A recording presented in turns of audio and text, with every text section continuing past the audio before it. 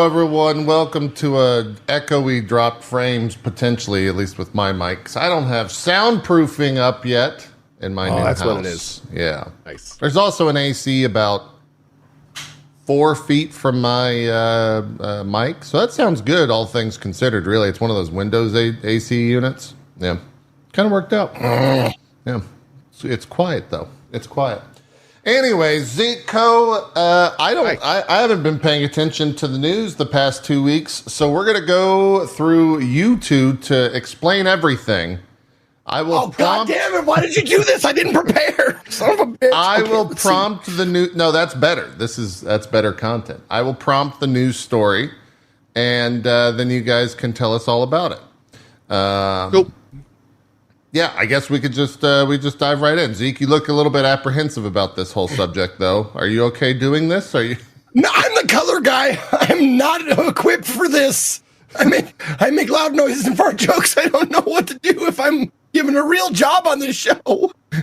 Okay, today we have video game news. No, I'm going to intro the... No. You just expand on it. You're still color. Okay. I introduced the news story. Okay.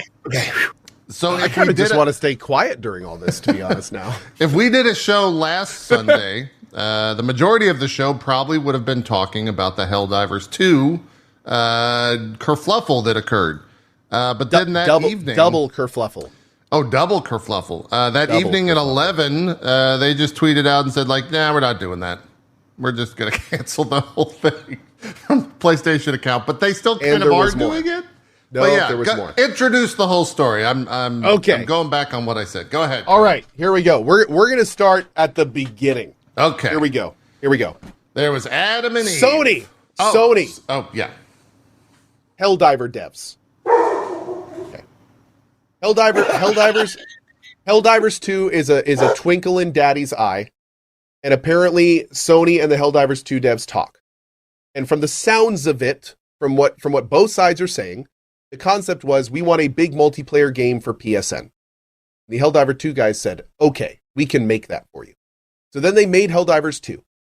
And the game came out. And it was all under the assumption the whole time. And Sony, keep in mind, Sony bankrolled the Helldivers 2 thing. So the Sony was like, okay. Oh, wait, wasn't he the one that was supposed to be listening to this? I know. He had to leave, I guess. He's going to get back and start asking a bunch of questions. So I'm just going to wait.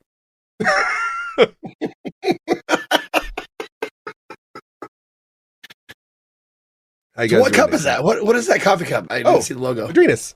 This is I have Kofi now, dude. That's right. Dude, Kofi. Look at this. I didn't even set that up, dude. Look at that. Bam. Thank you so much, Zeke. I'll toss you your $5 later. Is that your rate these days? Oh my God. I feel sick now. I'm back, guys. With Helldivers. Let's talk about it. Anyway, okay. So we're going to TLDR this because I just realized I kind of like took this story back to like, well, first my mother and father met, so let's not do that. So basically, Sony and the Helldiver 2 devs got together, said we're going to make Helldivers 2. It's going to be for PSN. Awesome. Helldivers 2 came out. The PSN requirement was there when the game came out. It said you need to sign into PSN to play this game, but there was a skip button. Oh. So already a little bit of confusion. Then it turned out that the Helldivers 2 servers were being super overloaded. And as part of that, the Helldivers 2 devs went to Sony and said, okay, look, let's turn off all the PSN stuff for now because we need to just have people play this game and then we'll turn it back on later. And Sony said, okay. Now, of course, we can surmise that during that conversation, Sony said, hey, you made this game for PSN, and now you're coming to us and saying that we can't turn that on. Considering we paid for you to make this game, we're not super pleased about this, but okay. Since it does look like PSN may be related to the fact that this game is having so many issues, we'll turn it off. So then 3 months later, and God knows how many meetings between Sony and the devs happened of them going, turn it back on now, please. Turn it back on now, please. We don't know how many of those meetings happened. But 3 months later, finally, the Helldiver devs go, okay, we have to turn back on PSN. We have to. We're being told by Sony we have to.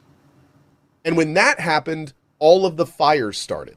Yeah. But the small issue is because a lot of that stuff that I had said was not super public knowledge, the only big public thing that happened was scrappy Helldivers 2 devs saying, Big Corpo Sony says do the bad thing. And that was the story for a while. Yeah. And so the issue here is that Sony is making all sorts of horrible mistakes. Nobody's super informed about the relationship between the devs and how that works. The devs of Helldivers 2 are seemingly really good, great devs and good people, but there is also clearly stuff that the public doesn't know about that was agreed to behind the scenes. And Sony is now publicly the big bad guy. The Helldivers 2 devs are publicly trying to do their best to like not piss everyone off.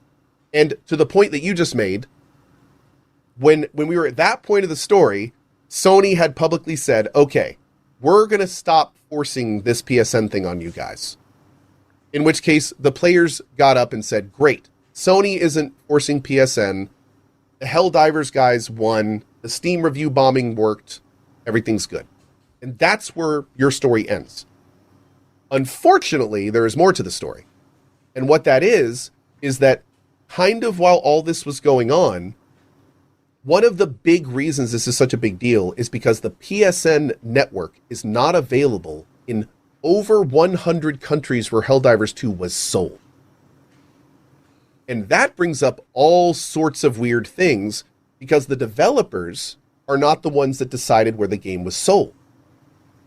Sony was. So that brings up this question. If Sony was demanding the PSN is usable on this product, why are they selling it in countries where it can't be used?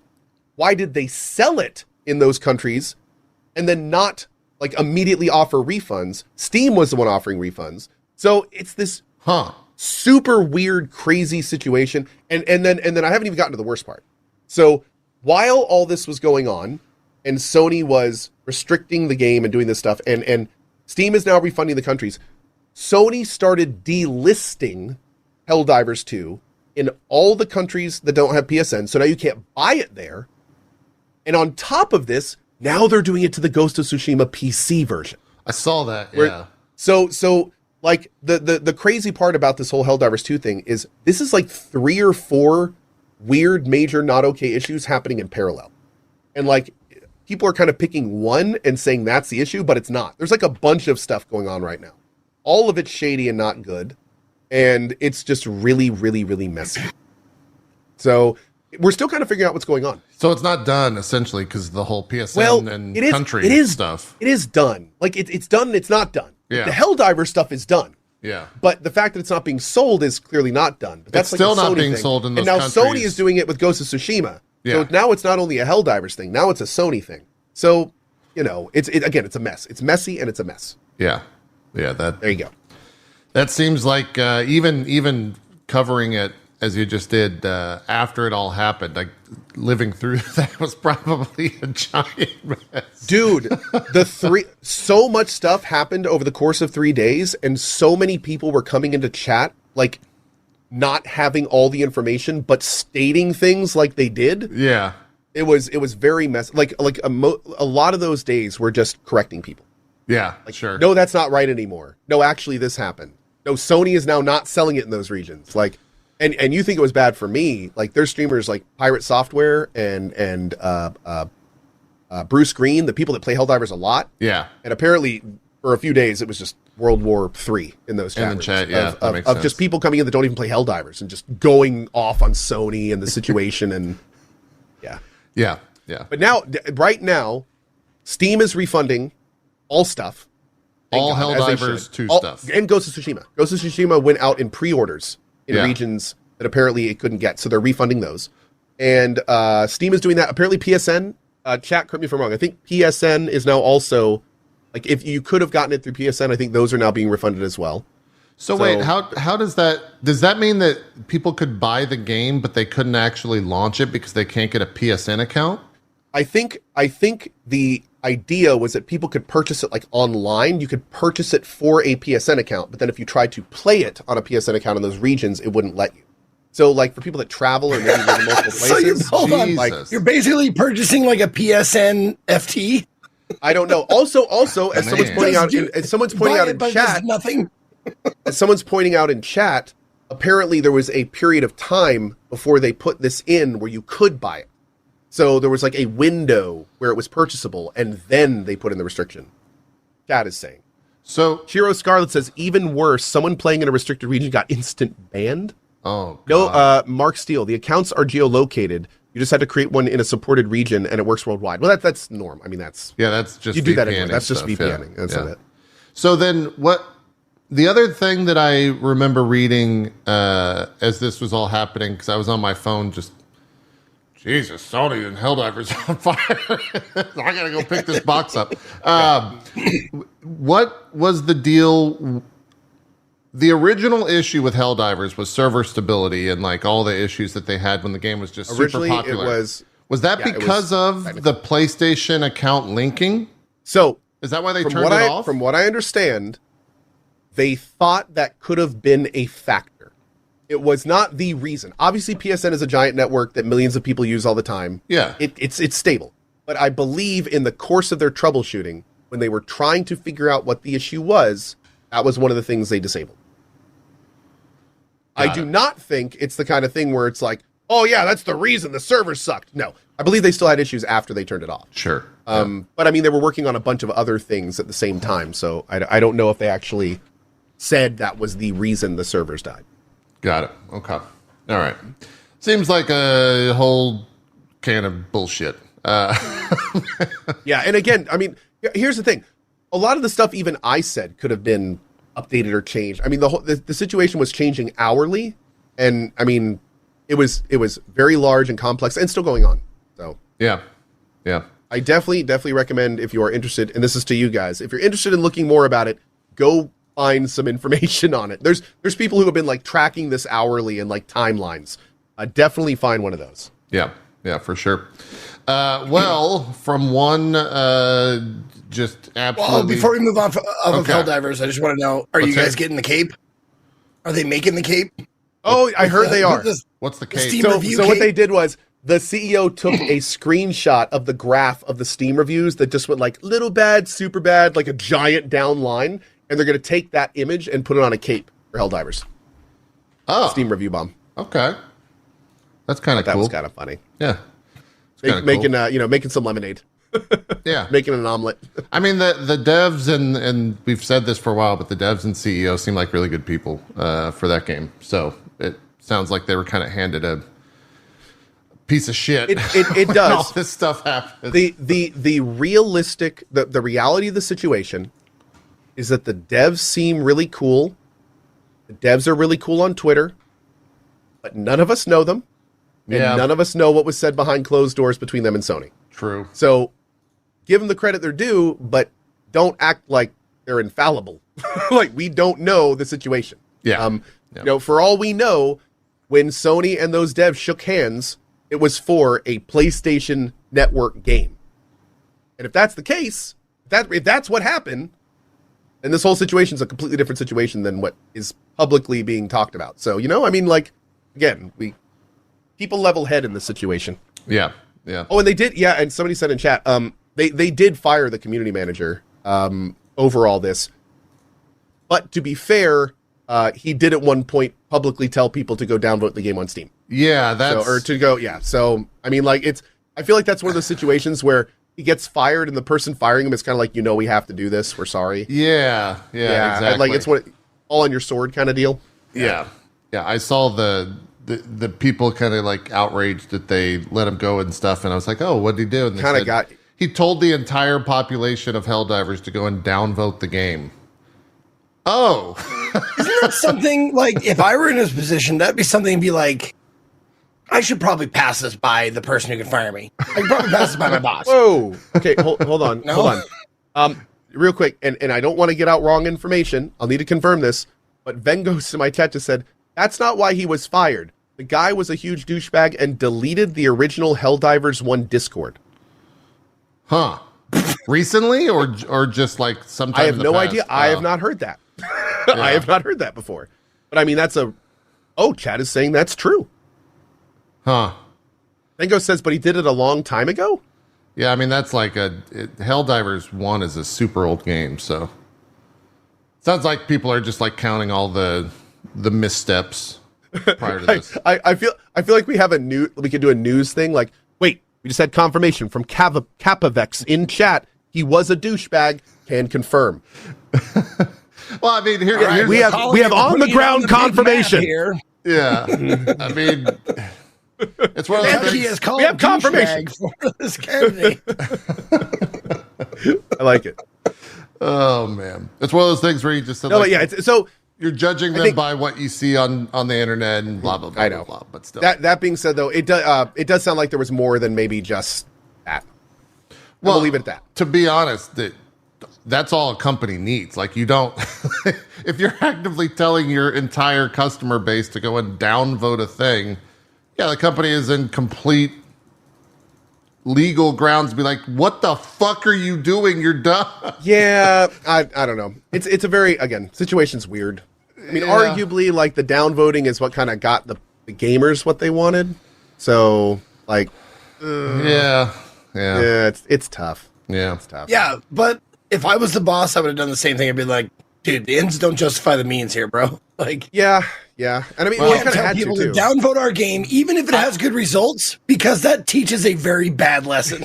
I guess the important thing, and someone in my chat, Ultra Wolf, says it wasn't just downvoting; it was also refunding. That's probably the bigger thing, is like refunding. If you're telling people to refund the game, you're going against the entire company that you work for. But yeah, I could see it.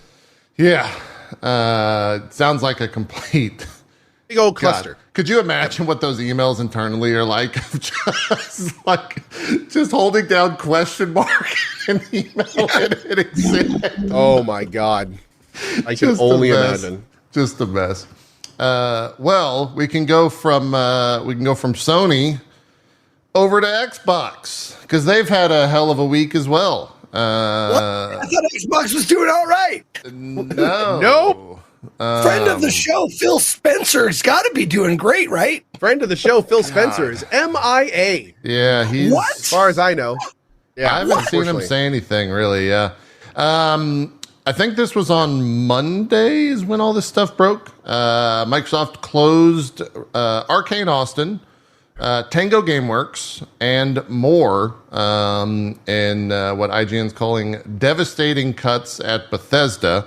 You might know those companies as the creators of Redfall, Evil Within, Hi-Fi Rush. They also closed a mobile game studio called Alpha Dog Games, which made Mighty Doom. Mighty Doom. Yeah, and Roundhouse Studios is being absorbed by ZeniMax Online Studios to work on Elder Scrolls Online, it looks like. But yeah, not a great thing at all. And it kind of started this.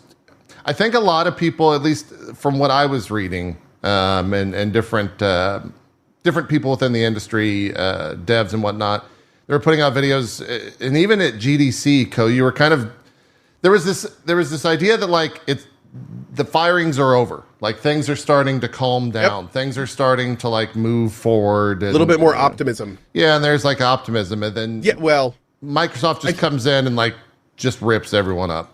I should clarify. The optimism was more towards the openings for indie companies, right? Not necessarily so much for the continuation of the AAA behemoth, and machine. Yeah, sure. This has been, dude. The whole thing was just, and not only was it horrible about like the whole situation. Like last month or a month or two ago, Sarah Bond is posting on Tango Gameworks like 14th year anniversary tweet about how much they appreciate it.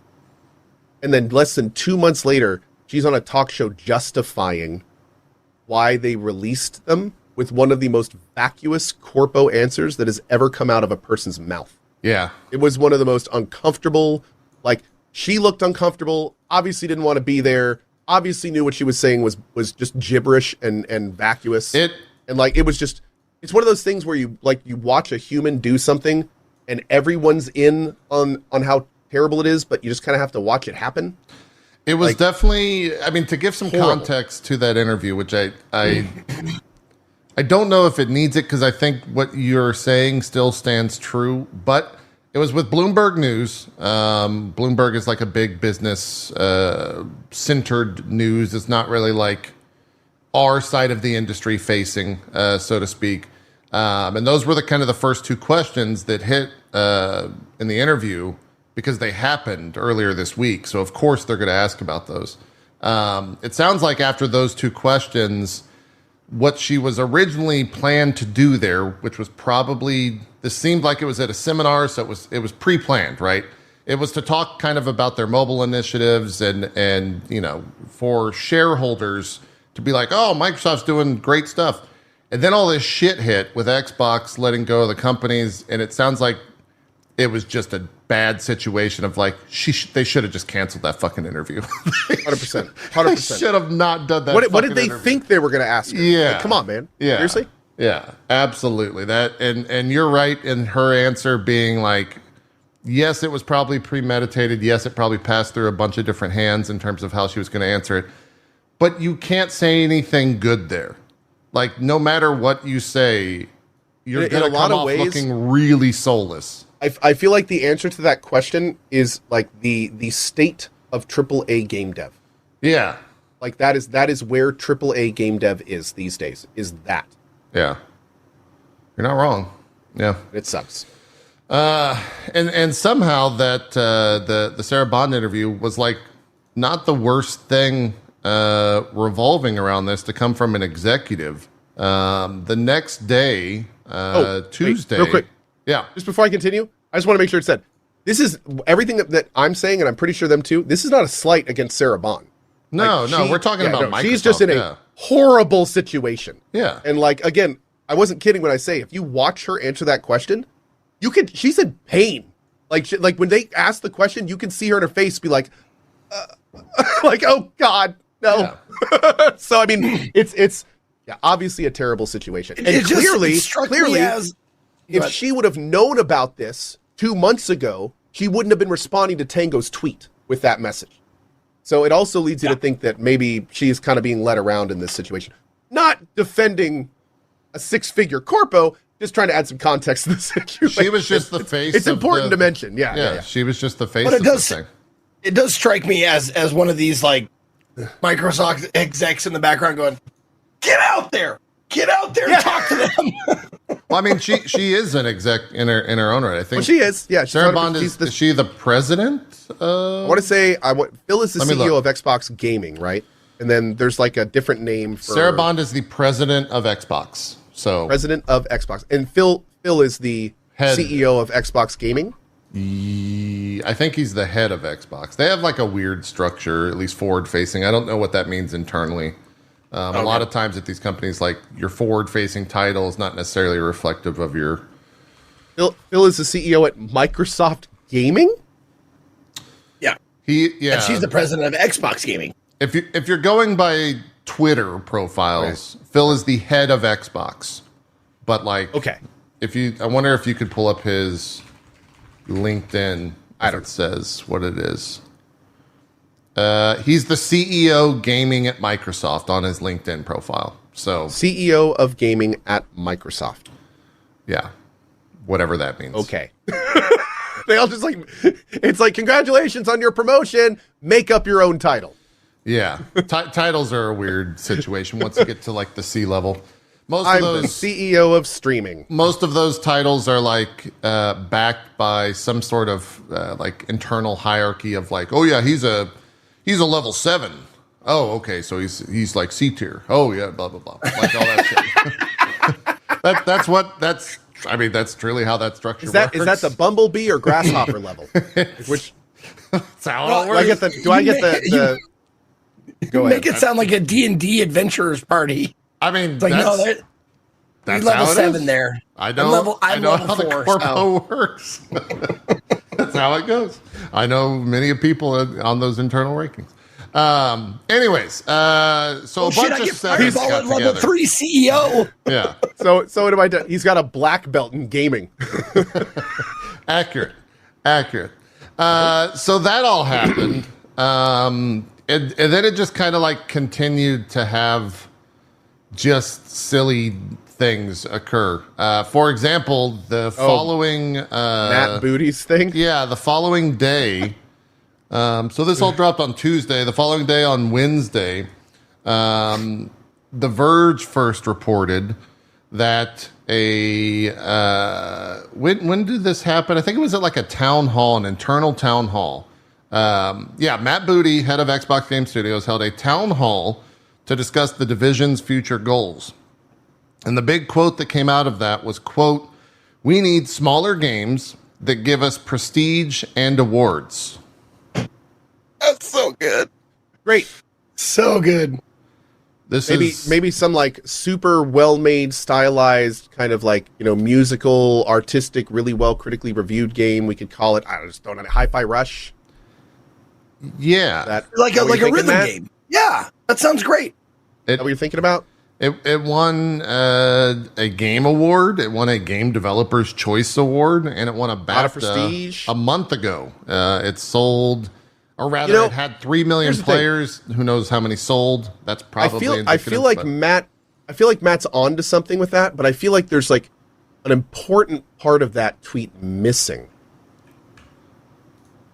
Maybe like something else he needs from the title outside of that. Yeah.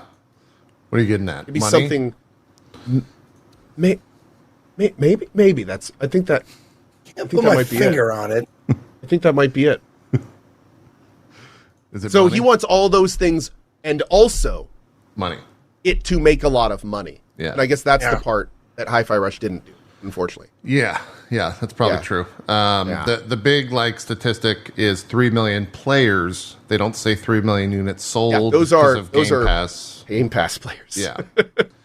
But even then, so we now live in a world where Microsoft made Game Pass, makes games for it, and then when they only get played on Game Pass, they go, "Well, didn't sell enough copies." Yeah. And shut down the studio. And it really, really sucks for gamers because I feel bad playing games on Game Pass now. Because their entire model is flawed. Everything if that's how they're going to treat their Game Pass system, like their entire model is inherently flawed. Like they don't know what they're doing with their Game Pass if that's how they're going to treat their Game Pass. Like that's insane. Well, it makes you wonder. There's no way for them to track. Not at all. A game's success through Game Pass if it's generating income inside of the Game Pass ecosystem, right? So knowing that, how could you possibly have a well-functioning business? Yeah. I mean, at that point, you're kind of you would liken it to almost like running a Patreon on a global scale, right? Because it's sort of. This month we're down X amount of subscriptions. We need a hot new game or a hot new piece of content or a hot interview to up our subscriptions next month. It's kind of crazy. What's the last we heard about Game Pass? I remember there were years and years going by that we heard Game Pass was not making them money. And then didn't we get a news thing at once where it was it broke even or was a little profitable or something? Help me out here, chat. Yeah. This is one of those things where we've heard so much news that I don't even remember what the last one is. I'm trying to see. Are you talking numbers? I'm talking about they every so often they come out and say a big public statement about Game Pass. And I remember recently they had a big public statement, I think it was last year. And I can't remember if it was saying that it had just become profitable or was still unprofitable. As of February 2024, they had 34 million people on Game Pass. But I don't know anything about profitability. Does chat know what I'm talking about? Do you guys remember what we're talking about? It was an announcement or something. It's a news thing. This is from December of last year. Okay. Where Phil Spencer spoke to Game Pass's decision to shell out more than $1 billion of content annually to keep consumers engaged. We have a service that is financially viable, meaning it makes money in Game Pass. We've put a lot of money into the market, over $1 billion a year, supporting third-party games coming into Game Pass. What we see in Game Pass is a service. He just said it's profitable. Yeah, that was December of last year. Maybe that was it. I think that might have been it then. Yeah. Because there was a long time when we were being told directly it's not. So there was like years went by when we were told Game Pass was not producing profit. So, okay. So as December of last year, it is profitable, which makes this whole situation even stranger. It's like, if your Game Pass thing is profitable, why are you closing down the companies that are putting on the critically acclaimed games that you made for Game Pass to make it profitable? Yeah. Crazy, man. It's crazy. Yeah. Is the only way like services like Game Pass Not and even like profitable enough, Netflix or that kind of shit is the only way they make money, like, or the lion's share of their money is from new subscriptions? So it used to be, but I mean, these days there's a reason that you see like different tiers, and now you're seeing ads come into play and like all sorts of stuff. So back when these services just started, subscriptions carried them. But as there's been more and more competition and that pool gets shallower and shallower, they're all diversifying in different ways. So yeah, these days, no.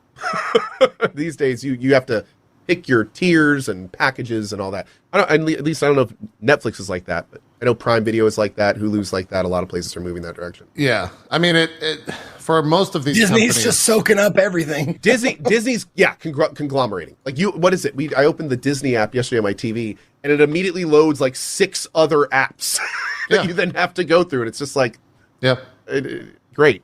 I mean, the biggest thing for pretty much every single one of the companies you just named, it's not about like earnings, it's about growth, right? And so like the second they see growth start to slow down, they're like, wait, we're dying as a company. It's over. Because like there's no syndrome, they've gotten so fucking big that like there's honestly nowhere for them to grow. And so then they're just like, the sky's falling. We're not making money. We gotta do it. We gotta grow, right? And that's like capitalism, and you're really just encroaching on like the conversation of capitalism and how it is what it is. Yeah. Well, I mean, corpo the capitalism. The thing is, like, we've been so inundated with that. Me personally, and I'm sure many others out there, streamers wise, like we're a microcosm of that. Like, if we don't see our numbers going up, we feel like a failure. I know I do. Like, if I don't see a steady increase, or at least like, keeping the numbers that we have, God forbid we see like a dip. Yep. It's just like you feel like a giant failure when you're doing fine. Like, I have to tell myself, like, dude, you had a bad week. You're doing fine. You're still great. One of the things I tell especially newer streamers is funny enough, exactly what you're talking about. A lot of people see consistent numbers as negative. But that's actually a huge positive. Because every single channel on Twitch loses viewers naturally. That's any normal Twitch stream. Every time it gets turned on, goes down in viewers. That's how it works. You're always, but if you're regular, that means you're getting new viewers as you're losing old viewers. That's great. You're treading water. You're making progress because you're actually gaining viewers. But yeah, it's all in understanding the metrics. Yeah. Wow. I'm sorry, I got distracted. This is a white web page. And did you get one of those seasonal depression lights? Flash bombing yourself. This is like how bright this fucking monitor I have is. It's crazy. Anyway, flashbang out. It's really bright. Wait, which one did you end up going with? I got the Asus 4K. It's like the Asus PG 32 something or other. How do you like it? It's great. It's the best monitor I've ever owned. I can't recommend it enough. Yeah. If you're wanting to get into the 4K world, definitely go that route. It's the best looking OLED, best looking monitor I've ever had. Anyways, I do want to go back to the Xbox firing off the studios. I saw so much conversation around it, and I did want to just like echo it.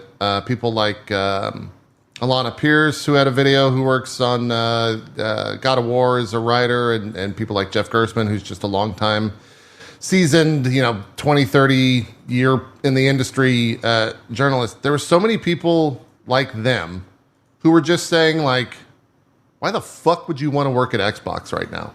Because you put so much passion, so much of your time into these games, and it goes out and it like, you've got CEOs, you've got everyone saying like, man, you guys you're killing it. This game's awesome. You win awards. You do like a whole thing. And what is your reward at the end of the day? You fucking lose your job. Like, It that's reminds crazy. me. It reminds me of like sometimes the relationship I had with my dad is I'm like, Dad, I got 2 home runs. He's like, oh, it wasn't 3, was it? Yeah, and then your dad. What do you want? It would be similar if then your dad punched you in your face and said, "We'll see you next year. Get better." No. You're not my Here it is. son anymore. Here it is. You hit 2 home runs. Hey, Dad, I hit 2 home runs. Sorry, son, it wasn't 5. Punches you in the face. You don't live with us anymore. Yeah, then they kick you out of the house. Go find new parents. And then your mom tweets out something defending your dad like Mike Ybarra did. No. Then your mom tweets out, I love my family so much. My family's so great. It's just so good. And there was nowhere else I'd rather be. Yeah, it's God, man. It's just Speaking crazy. of, did you see that? Did you see that tweet by Mike Ybarra? Hashtag blessed. Yeah, he was defending the CEOs, right? He was defending like Phil, Mike. yeah. Yeah. Phil, sorry, not Mike.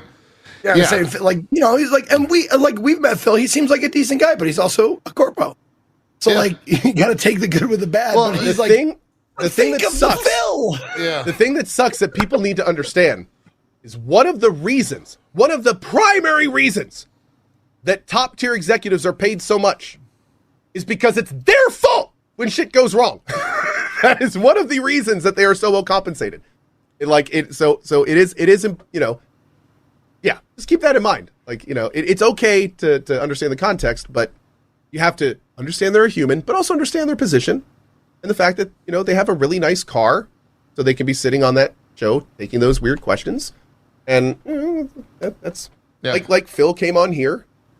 I'm not jealous of him for that. But he gets paid a lot of money to come on shows like ours. Yeah. And deal with people like us. I don't feel It's terrible. I think like when you go to the crazies out there, like death threats and all that shit, that shit is unacceptable. But like Completely. coming on shows and like taking those interviews like Sarah Bond did earlier this week, like, yeah, that shit sucks, but you're in that position It to sucks do that. for her, but she chose to be there. Yeah. So it's like, yeah. It's how it is. But it does suck. It sucks, but yeah, that's where we are. Yeah. Yeah, that's the definite, like, a lot of responses were like the wiping away tears with like $100 bills and stuff like that. Like, that's exactly it. Like, you don't have to feel bad for them. That's their job. Their job is to take fire like this when their fucking company makes bad decisions. Yeah. Or shitty decisions or heartless, careless decisions. You want to know the best part? You want to know the one sentence that will just make you so happy about all this? Okay, sure. The bonus that Bobby Kotick received for leaving Yeah, I saw this. could pay the salary of every single person that was let go for 17 years. Yeah. It's How do I get that job? well, here. God damn it! Isn't it like I want it's so- to be like, but he like started the company 30 years and he bought it for a certain amount and built it into what it is. But like, fuck Bobby Kotick. Like, at the same time, like, fuck Bobby Kotick. Right? It's just all fucked because I saw that quote. I was just like, God damn it! 17 years for how many employees was it actually that got let go? Like I never saw a number attached. None of the studios were giant, but I mean they were all decent studios. Also, somebody asked this earlier, and I'm gonna answer this because it's a great question. Sure. They said, "Chat, what do you think about Avowed?" Or "Co, what do you think about Avowed after all this?" My answer is that I am terrified for Obsidian. Dude, I'm terrified. Let me tell you for why. anyone. Let me tell you why right now. Avowed's not going to sell well. Last thing they showed from it, not a huge amount of hype for it. A lot of people, pretty mid takes. Am I excited for Avowed? Yeah, it's more Obsidian. I love Obsidian, but I'm an Obsidian fanboy. Do I think Avowed's going to do well? No, I don't. And it sucks. That's where we are. So I am horrified that Avowed is going to come out. People are mostly going to try it on Game Pass, realize it's not what they want, not buy it. Avowed's not going to sell well. We're going to wake up to a tweet from Obsidian saying, hey, great job on all the Fallouts, guys, and everything, but it's time to say goodbye to Obsidian. Is now? I saw someone put it in chat. I don't know if it's true. Is it in Exile? Are they a part of that? Oh, absolutely. I mean, they're part of Xbox. Yeah. In Exile has a giant new IP cooking. It looks awesome, but if it's not, they're probably gone. I mean, the bigger elephant in the room for me is Hellblade 2. Comes out in 2 weeks. That game's not going to do well. I don't know. It's pretty hyped. Hellblade 1 did okay, didn't it? I mean, no? I don't think it did that great. I think it was a beloved game, especially within the industry, but for the grander world. It's another Hi-Fi Rush, basically. Yeah, exactly. Yeah, that's a great way to look at it. And it, it's previewing well and all that stuff. But I love how Microsoft like shotgun bought all these studios, and now they're like, wait, all these small, tiny studios aren't making us millions and millions of dollars? Well, yeah. There's so much of it, right, that is chasing the Helldivers, right? They're chasing the POW world. They're chasing these smaller games that just here's the thing though, JP, to massive numbers, and they're never going to find it. It's one thing to invest. To invest in a company, to give them the resources to develop their thing. That is a risky but lower risk. Microsoft is buying these companies. So the only out for them is the horrible PR of shutting them down or selling them. So in a case like Microsoft's, should they have gone out, and now that we're seeing how they're reacting to their companies, is it a kind of thing where they should have done what they did, or should they have maybe done it completely differently? Or all of a sudden that really good thing they look to do, they might have done shotgun investing in the form where it's kind of they just bought as many studios as they could afford with the hope that one of them would make a POW world and all the others get shut down. Yeah. I mean, potentially. I mean, that's basically how investing works in a lot of ways. Yeah. So I wonder if they were just doing that on a public level where we all thought they were trying to build up these studios. They were doing the opposite, where they were buying them just to see if they would make money, to take a chance, to take a risk. Not we're going to make you build good things. We're going to buy you, so if you do, we'll just make a bunch of money, and if you don't, we'll just toss you to the side. Yeah. Yeah. I mean, I think at the end of all of these companies, that's the goal to begin with. In the highest of high overarching thought process, that's what everyone's trying to do.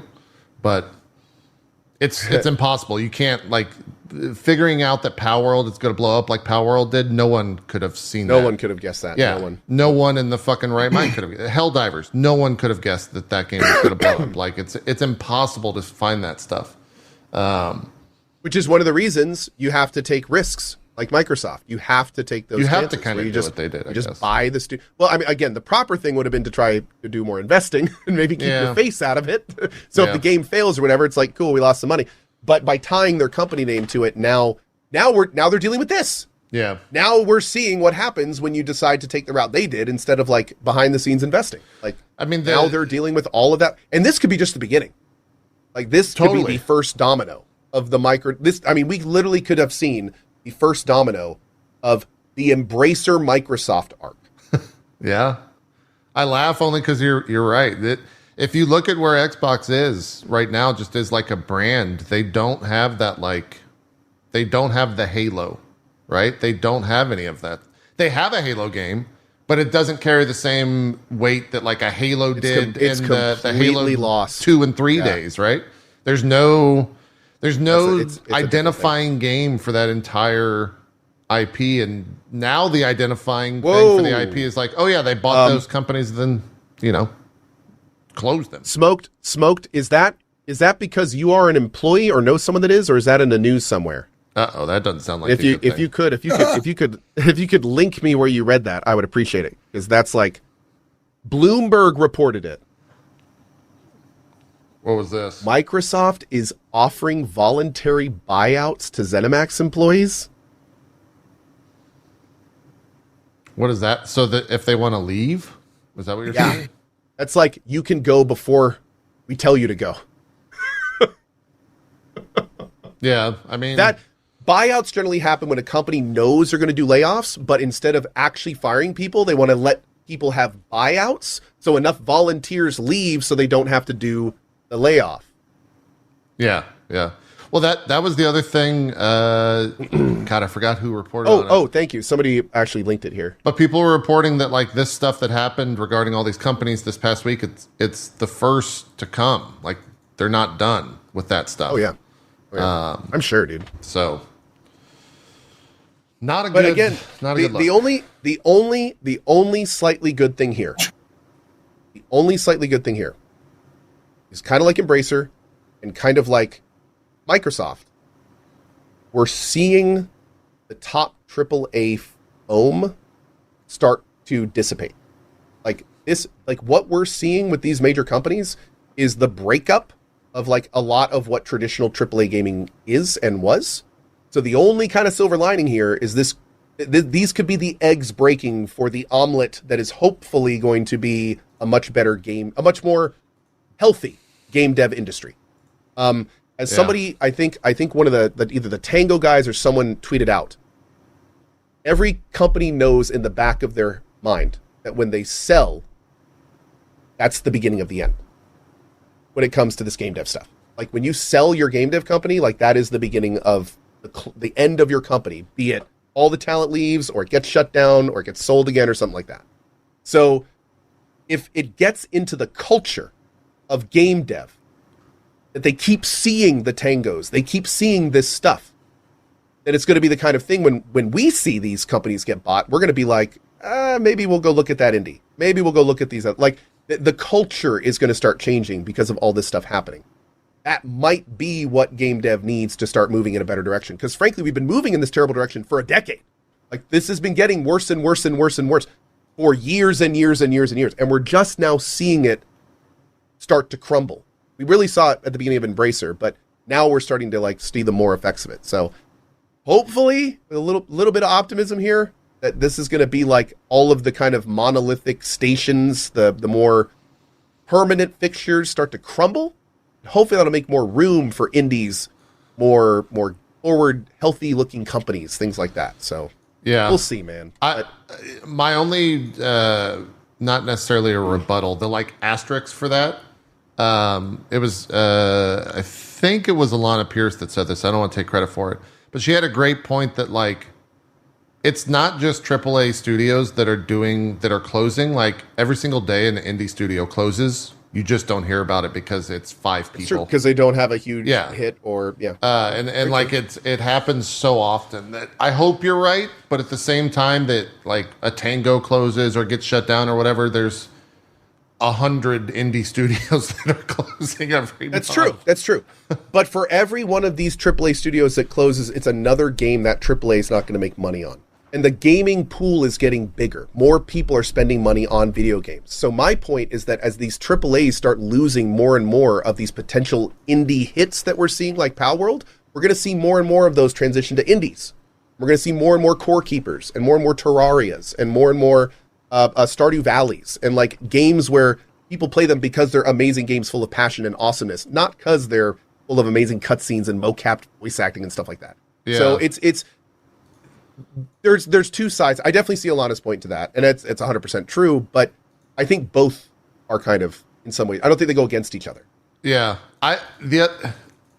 being an optimist, I am completely. I'm literally saying the optimist. Is definitely being an optimist. Oh yeah. But it could get real dark. Well, I feel like everything you're saying, I'm like, well, actually, Sarah Bond. Cool. No. We're talking. Sarah Bond was on in that interview. She like opened the interview and said that like, yeah, gaming's not growing at the moment. Like it's plateaued. Like everything gaming isn't growing. Everything that happened in like COVID is now like kind of slowly starting to go down. And so that's why they're starting to, do what they're doing right now.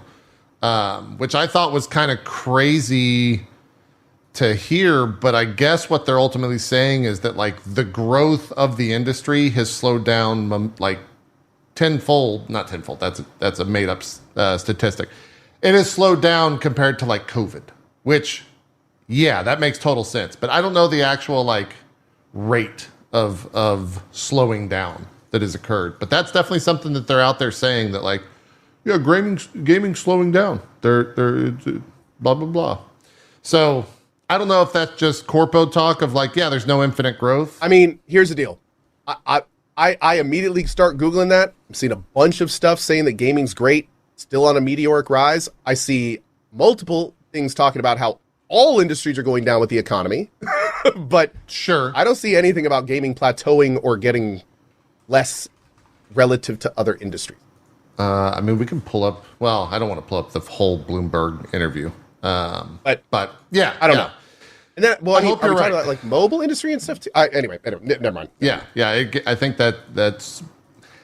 I think when you look at everything through the lens of the pandemic, yes, everything is. Maybe she was is talking getting about worse. Xbox's growth. Potentially. Oh, Well, this is how I view it in my head. That's how I view it in my head. This is the gaming industry, right?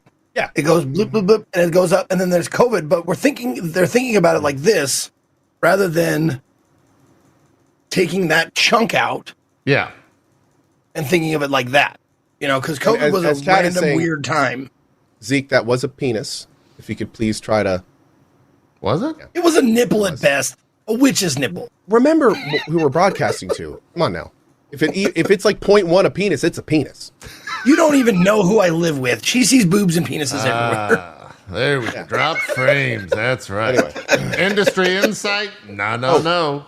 Is it a somebody penis? pointed- Yes. Yeah. Oh, absolutely. So somebody did point out, by the way, and this is important to mention, there is a lot of survivor bias for indies as well. And I think Alana's post kind of alluded to that too, where it's kind of like, you know, and that is a really good point, especially like my commentary from GDC, like it costs $1,000 to go to GDC. So all the people you're talking to there are probably doing okay.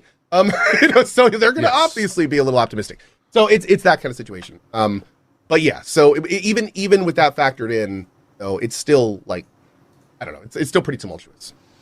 Yeah. I go back to what I said, like with the whole Xbox thing and echoing what all those folks are saying. Like, it's got to just suck knowing that any moment you can go into your job and like that week is the week that your fucking company gets closed down. And there's probably writing on the wall internally, right? But it's one thing to see the writing. Really? You say that. 2 months ago, Tango was celebrating their 14 years I around. guess that's true. And the CEO of the company that fired them was congratulating them on it publicly. So,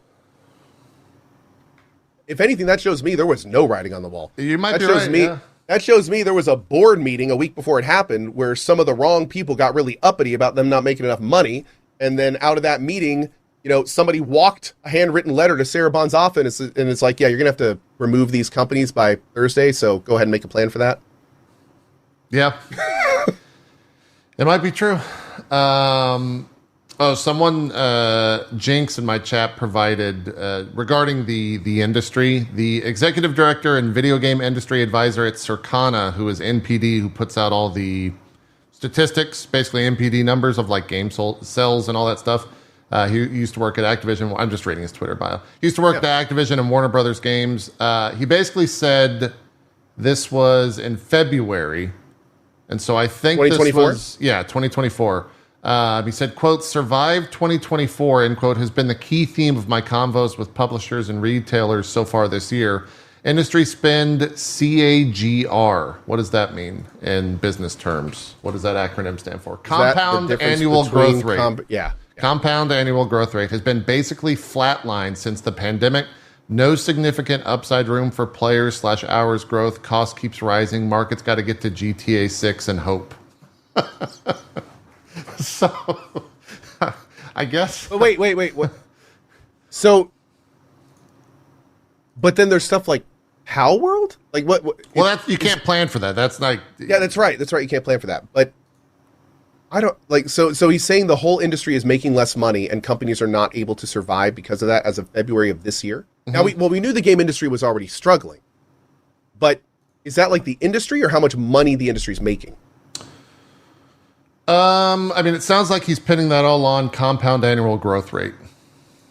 Has been basically Which would be all the flatlined. money the industry's making, right? Yeah. So, Okay. yeah, So the issue is that the profit is basically flatlining, but the cost of the cost AAAs keeps is rising. still going up, yeah. Games are so which we expensive know to with make. game pricing and everything. Yeah, Okay. that's been a thing for But a decade at this point. Longer than that, probably. Just the issue is not. So the issue is not that the games are not selling as much. They're selling about the same. The issue is that everyone else is just trying to spend more to make them and not making it back. Yes, I think that's correct. I think the other side of that, which maybe It sounds like that's a great place for indies. Well, yes, it's a great place for indies, but it's also, I think a lot of this is also happening just because no one buys consoles anymore, and everything is on these. Like, this is what makes money. Right? No one wants to buy a $500 console because they've got this, and they could play a lot of games on this. They might not be the same type of games or anywhere near what everyone watching the show at this point wants to play. But for the majority of people, this is all they want and need. Because why would I've already bought a $1,000 phone. Why do I want to buy a $600 console that just plays video games when I have a phone that can also do everything else a phone does? Which is, even make phone calls. Yeah, you can make phone calls. Do anymore. Yeah. I mean, whenever I talk to somebody anymore, it's over Discord. I think the mobile game market keeps exploding because it's penetrating so many markets that have not normally been in gaming because everyone has phones on them. But I don't think that it means that it's going to replace standard gaming. You? I would say that it kind of already has. Like, I don't like playing on a small screen. I think there's going to be a majority of the population that always feels that way. I think, like I said, everyone that would ever hear our words on this show feels the same way you do, myself included. Everyone else is like, I got a phone. Like, why the fuck do I want any of that other shit? It's just unfortunately how it is. Yeah. Yeah, I mean, it's the majority of the world that has like a job you have to go to. There we go. I was going to say, a lot of people only mobile game because it's the only time they have on the train or commuting or while they're driving their Teslas or whatever it is. So, I mean, that normal part, people don't. Normal people. Do you know how much a used Tesla is now? How much? No, I don't know that statistic. About $8. Yeah. Is it? Oh God. They're horrible. Yeah, like, oh man. They come in like a 6-pack? Can I get like a few of them? I'm kidding. I have no idea. No, I've heard the Teslas get cheaper, but I don't think that cheap. But, yeah. But it's I think the interesting thing about mobile gaming is just how many people, the amount of mobile gamers you will talk to that have never played anything besides a mobile game, I would argue is over half. Yeah. So it's a different audience. Totally. Absolutely. Yeah. Yeah. And that's not to say that all of that stuff doesn't filter into like our neck of the woods, right? Like there's probably people that buy a mobile thing and are like, oh yeah, let's get a PC. Let's play that Baldur's Gate type deal. True. But those are very small. Real quick, as chat's pointing out, the Tesla's $8. The battery pack is $55,000. Yes. Yeah, that's accurate. Yeah. That sounds about right. Anyways, what else is going on in the industry? God.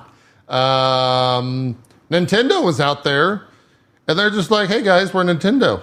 We're gonna make an announcement about the successor to the Nintendo Switch the next year." These guys put on entire freaking showcases for like Yoshimaru 2, like something no one ever heard of. And then here we go, like talking about one of the most anticipated things they've ever done. And some dude's like, yo, what's up? It's your boy from Nintendo. Switch 2 info coming soon. Have a good one. Bye. Yeah. What? Yeah. They could have made this like a 2 million viewer event. I just love I love their tweets that's like, this is Furukawa, the president of Nintendo. They do it like, this is Miyamoto. Blah, blah, blah, Nintendo. Then they talk about like the Zelda movie or whatever. This is apparently how Nintendo does it these days. Via a tweet. All this information was out there. It just wasn't confirmed. And so maybe that's why they didn't go through the whole thing of planning a giant event and filming all that stuff. But yeah, they're doing a Nintendo Direct this June. It's specifically going to be for the software lineup for the later half of this year. There will be no mention of the Switch successor during that presentation, but they still plan to release it being the Switch 2 sometime this fiscal year. So between now Which and is I think wild. March That of alone 2025 is wild. Yeah. Yeah. Now, have they confirmed like it's going to be called the Switch 2, or are they just calling it the Switch 2 in media? It is currently being called the Nintendo Switch successor. That I believe is they've used that terminology a couple times publicly. Yeah. The reason why I ask is because they've never done that. They've never used a number. It's the Wii U. Yes, and And we then don't. You know, That is true. there are rumors that it's not a Switch 2. There are rumors that it's a new console. So, I mean, they're kind of known for doing that kind of stuff. But I mean, who knows? We just all hope we're not going to get another. What was that thing called? That like middle console between the Wii U or whatever. The Wii U, yeah, the Wii U. Yeah. Oh. The Wii U I in love so how many many ways, people though. in the fucking was the chat are Switch. missing the point. It was Sorry, kind of. It was the But Switch. again, if the tech isn't there, if the whole picture isn't complete, then it's a No Man's Sky on release. Yeah.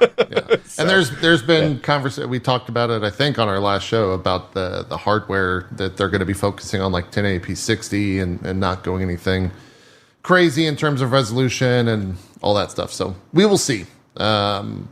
The biggest thing I think for most people, chat, tell me if I'm wrong. I think most people just want backwards compatibility, so all those Switch games that they bought, they can actually play at 60 FPS.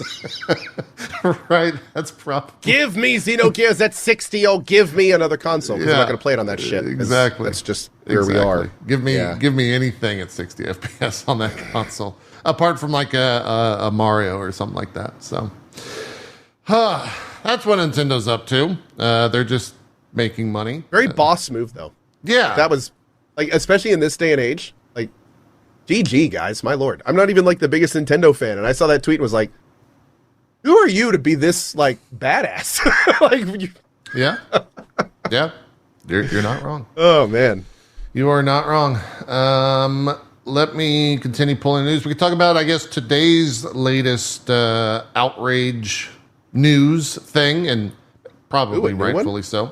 This is the Marvel Rivals controversy. Are we at controversy stage? I don't know that yet. Acting the fool, I think, is a good way to play it. Here's the thing: we are at pre-controversy right now. We're at pre-controversy. Okay, we're not at DEF CON. Where is DEF CON pre-controversy? Controversy is if they enact somebody with that. Yeah, that's controversy. Yeah.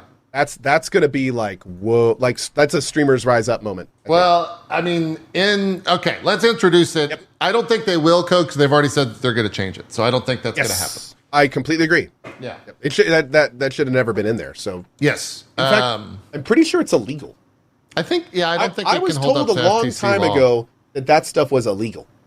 So I don't exactly know where that is, but one of the Twitch people, when I was talking to Twitch about contracts, I asked if they could do that specifically.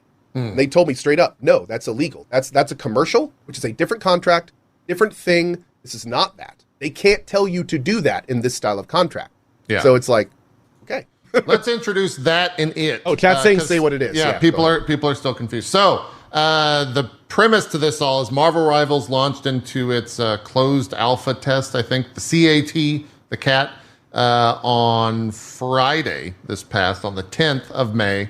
And a bunch of creators were immediately hit with a contract. I was not one of them. I simply just got a key in which is also kind of weird that like some creators got this. Ever sign a contract for a key. Yeah, some creators got this, some other creators didn't. I never even saw this, so it makes it seem like once they saw the interest that they wrote this. I don't really know where it came from, but this is what most people were greeted with when asking for a key to play Marvel Rivals. Seagull is a very keep in mind. This came to light after many, many, many streamers had already signed it and not read it. Yeah. So this all started when I believe Seagull started contacting people and being like, yo, are you actually signing this? Like, you'd be crazy. And then a lot of people were like, oh no, what are you talking about? I just hit accept to get a key kind of thing. Yeah. And that's where the real controversy started being crazy. Yeah.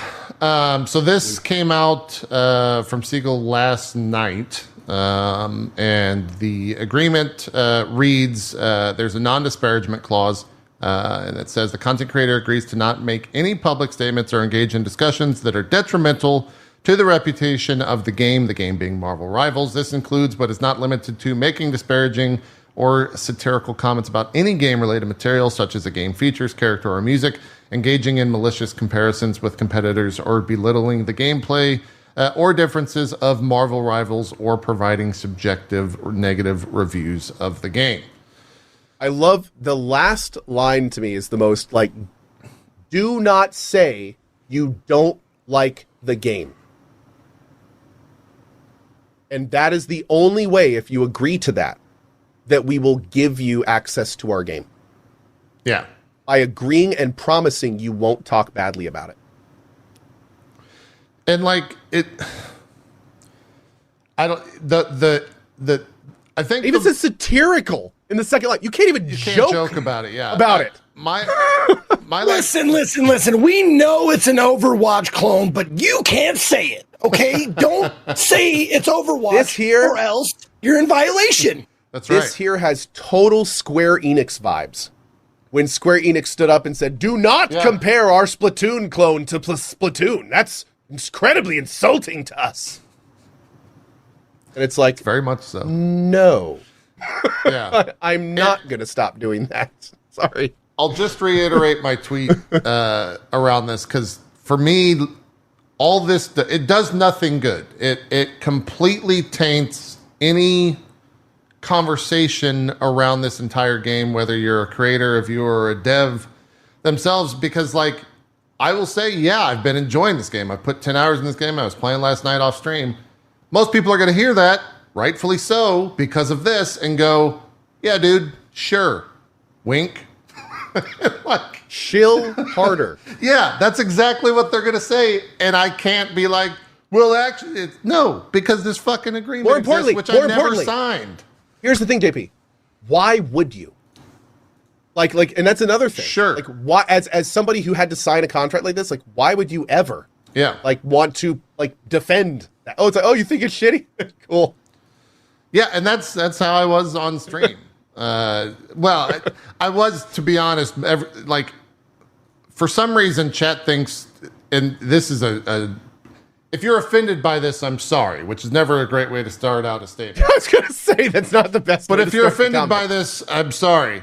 When you join in chat and say, oh, is this Overwatch, the Marvel skin? You're not the first person to say that. You're probably the millionth person to say that. It's not an original statement. No one laughed. No one smirked at your conversation. We literally just looked at you and said, welcome to the fucking party, pal. Get a seat in this fucking room. I just JP, my man, hold on, brother. Let me get this out real quick. Please. I think I was the first person to come up to JP and go, "Hey, how's the weather up there?" Yeah, that's fair. Because he's tall, and he laughed and laughed and laughed. That's exactly right. So here's the thing, I see where you're coming from. I get it. Have you ever heard the term "biting the hand that feeds"? Because here's the thing. JP, finish your statement, and then I'll read. You just attacked 96% of the people watching the show. I know. Look, okay. I'm all for a better chat, okay? And that's what I'm trying to do. You could have just canceled us.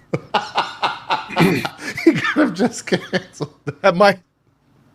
Is anyone still here? I don't know. They've probably all left. They're probably all going and telling everyone their brand new joke they just heard in a Marvel Rivals chat.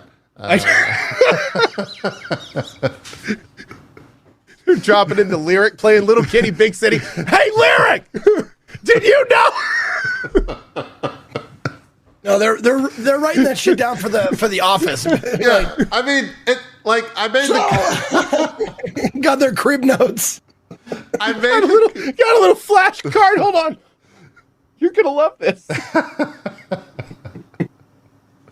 Oh man, it's I'm so sorry. But yeah, that's people are like, oh yeah, he was acting like that because he signed the contract. No, I was acting like that because I heard the same joke over a million. You didn't even sign the times. contract, right? And I never even saw or signed the contract. No, funny enough, nothing to do with any of that. After one of the first things I did after I saw this tweet and put up my own snarky response is look into Marvel Rivals. I was like, okay, now I'm actually interested. Like, does this game suck? And I looked around I looked at a few streams that were streaming it, and I looked at some of those like little preview things. People are like, yeah, if you like Marvel and you played Overwatch 1, that's what the game is. Exactly. So it's like, and I saw somebody being like, yeah, I have like 400 hours in Overwatch 1. I hated Overwatch 2. Marvel Rivals is basically just like Overwatch with new heroes, and I like new heroes in Overwatch, so I like this game. They're just like, it feels like an expansion to Overwatch 1. Like, it's kind of like, okay. The joke that I was just making a huge deal about, seeing nonstop in the chat, it's true. It's Marvel. It's Overwatch in the Marvel world. That's what it is. And as someone who played Overwatch, I think I gave it Game of the Year that year when it came out. Someone who likes Marvel and is a giant Marvel fan. Yeah, this game is Overwatch great. reskin. I'll show it here a little bit so you can just see how much it is like Overwatch, because everything about it is very much is Marvel. Yeah, this is Marvel Rivals. This is footage from yesterday. It's very much Overwatch. I thought we were doing like a before and after thing. No, like this is the game. Okay. It's Do they use the same fucking font? I think they do. That's the first thing I looked at, and I was like, that even looks similar. Yeah. I don't know if it's the same font, but there is a lot lot of similarities in UI and everything.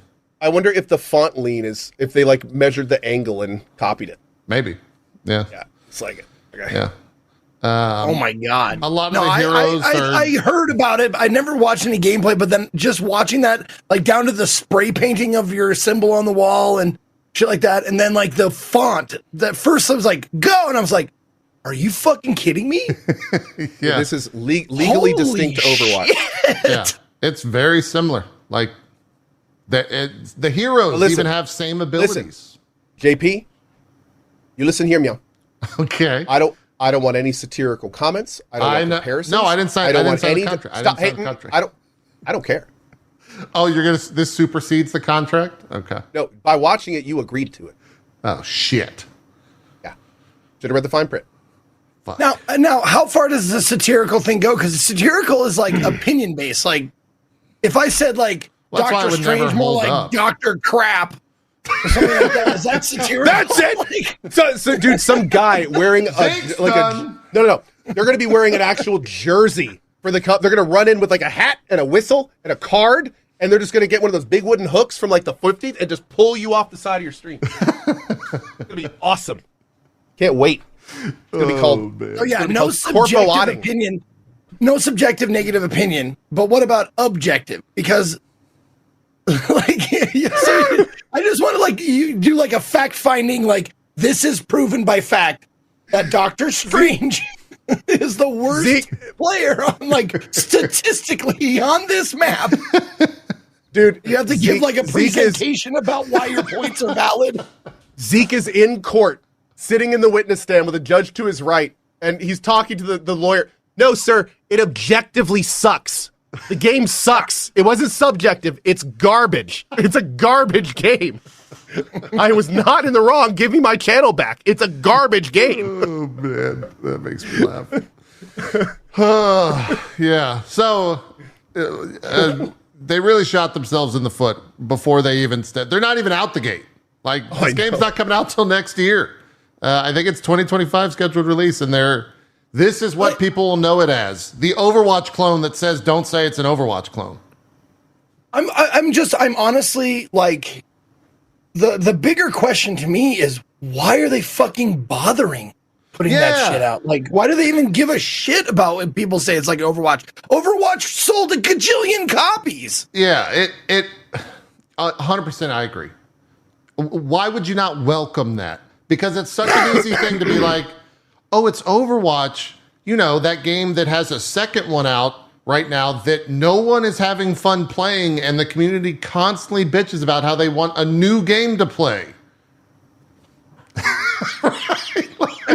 if I was in the business with them, I'd be like, this would be my pitch. It'd be like, that other game you used to like? Well, have we got a new game for you? Yeah. I honestly think it stems from NetEase, which is a very mobile game focused company, doing mobile game things and it being in China. Like, I think that's probably the crux of a lot of this. Also, what is one of the largest, most crazy overnight successes that we've seen this year?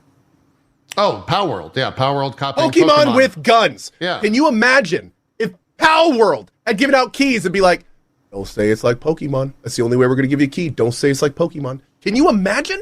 Yeah. Like, that would have probably destroyed the entire thing. That would have, killed the inertia. Yeah. At least and the really funny thing is, Power World is nothing like Pokemon, and this is exactly like Overwatch. Not wrong. Not wrong. Yeah. Not wrong. Yeah. Yeah. Yeah. It's funny. So we'll see. It's definitely not a great start for them. That being said, I this is one of the games I played the past week, so we don't need to have a longer discussion than that. If you like Overwatch and you like Marvel, this game's got all the heavy hitters of Marvel. They've got a massive roster that was actually, I think, in the files, and so that roster has leaked already, so you can go find the full roster for every character that they want to put in the game, or have already put in the game, and they're not in the closed alpha test. And I had a lot of fun with it. My biggest feedback, I have 3 big or 4 big feedback points. First and foremost, ranked needs role queue, and so it's not when you play or queue up for a lesson that Overwatch learned, right? And I would say that that's maybe a little bit divisive because some people really despise role queue, but I'm on the camp of I want role queue so that we don't have 5 DPS and 1 healer. I think that's fucking stupid. I think the game needs a better sense of feedback in terms of almost everything.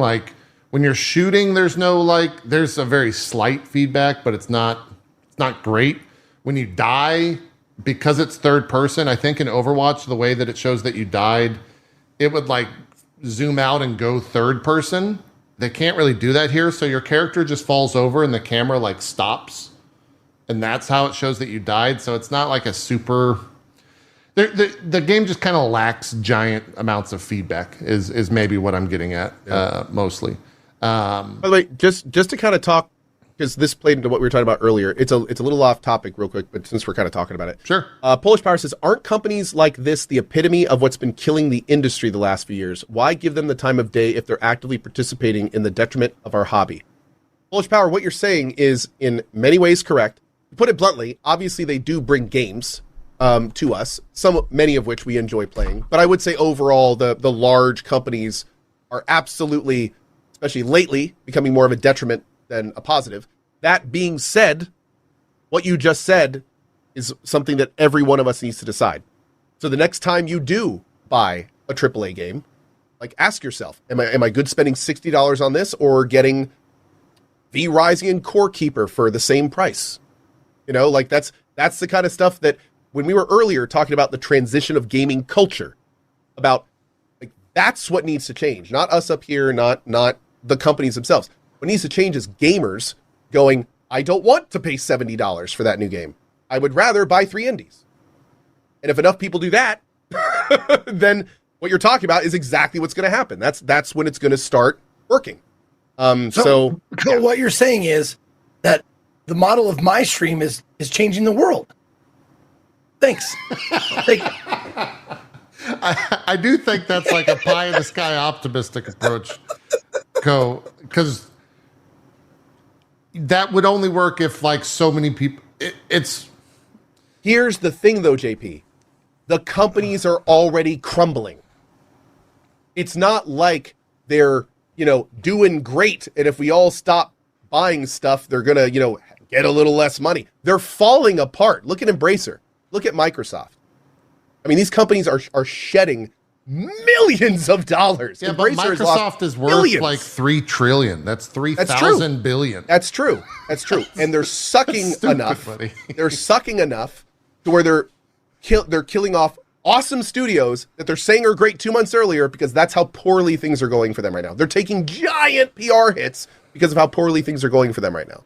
So I absolutely think that, especially at this stage more than ever, if people actually start voting with their money, that would make a huge difference. You don't think so? Yes, 100% it will make a difference. Will You're enough saying people that it won't actually do happen. that? It won't actually happen. That's fair. Like you're the optimist, and I think Zeke's being the realist, and I'm bringing you guys together and being like, yeah, that's never going to happen. Zeke's correct. I think the whole premise of vote with your money is I agree. always optimistic unless like survivability is at stake. Yeah, 100%. So, I've always been in that camp. I'm not. You're not wrong. You're absolutely not wrong. Yeah, it's. But it also like tough. if it's a multiplayer game, man, no matter how good it is, you don't want to play a game with very few people in the game. Like if it's a multiplayer, thing, Yeah. it just sucks. Like how difficult it is for indie developers to make a multiplayer game that actually takes off because it has to have people in it to make it fun. Yeah, that's And also that's true. just it's And- rough, dude. Yeah, Yeah. yeah, 100%. it's tough for sure. And I think we could bring everything that we just said back to this game. This game will be successful because it's tied to the Marvel IP. And a lot of people will be like, oh, Marvel's not what it used to be. Marvel's one of the biggest fucking IPs in the world right now. So You got to be careful with that, actually, JP. I think this will 100% be fine. You don't think so? No, think about the Marvel projects that have happened recently. That's what I just said, though.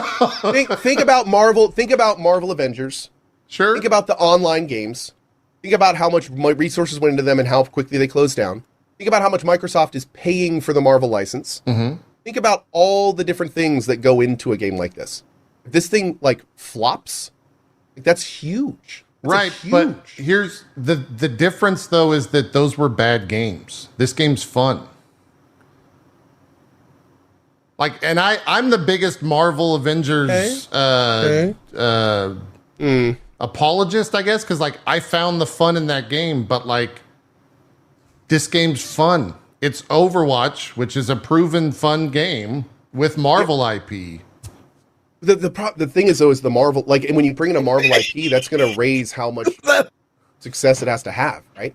Do what? Sorry. When you bring in something like, wait, what were you laughing I don't at? know what Zeke was laughing I was laughing at it because he's like, and they went like this together. I'm like, I don't know what that was. I was just thinking last time I was at JP's house, that's how he made me a sandwich. I gave you a peanut butter sandwich and just went like that. Yeah. He just went like this on it. And I was like, this sandwich is all smashed.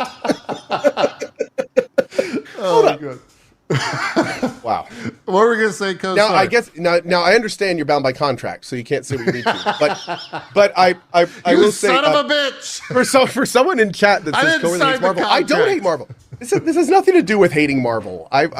Marvel's fine. It's more of an issue of just looking at Marvel Avengers, looking at these other games that had these giant roadmaps. They obviously wanted to pour a bunch of resources into them. They couldn't because the players were like, this isn't great.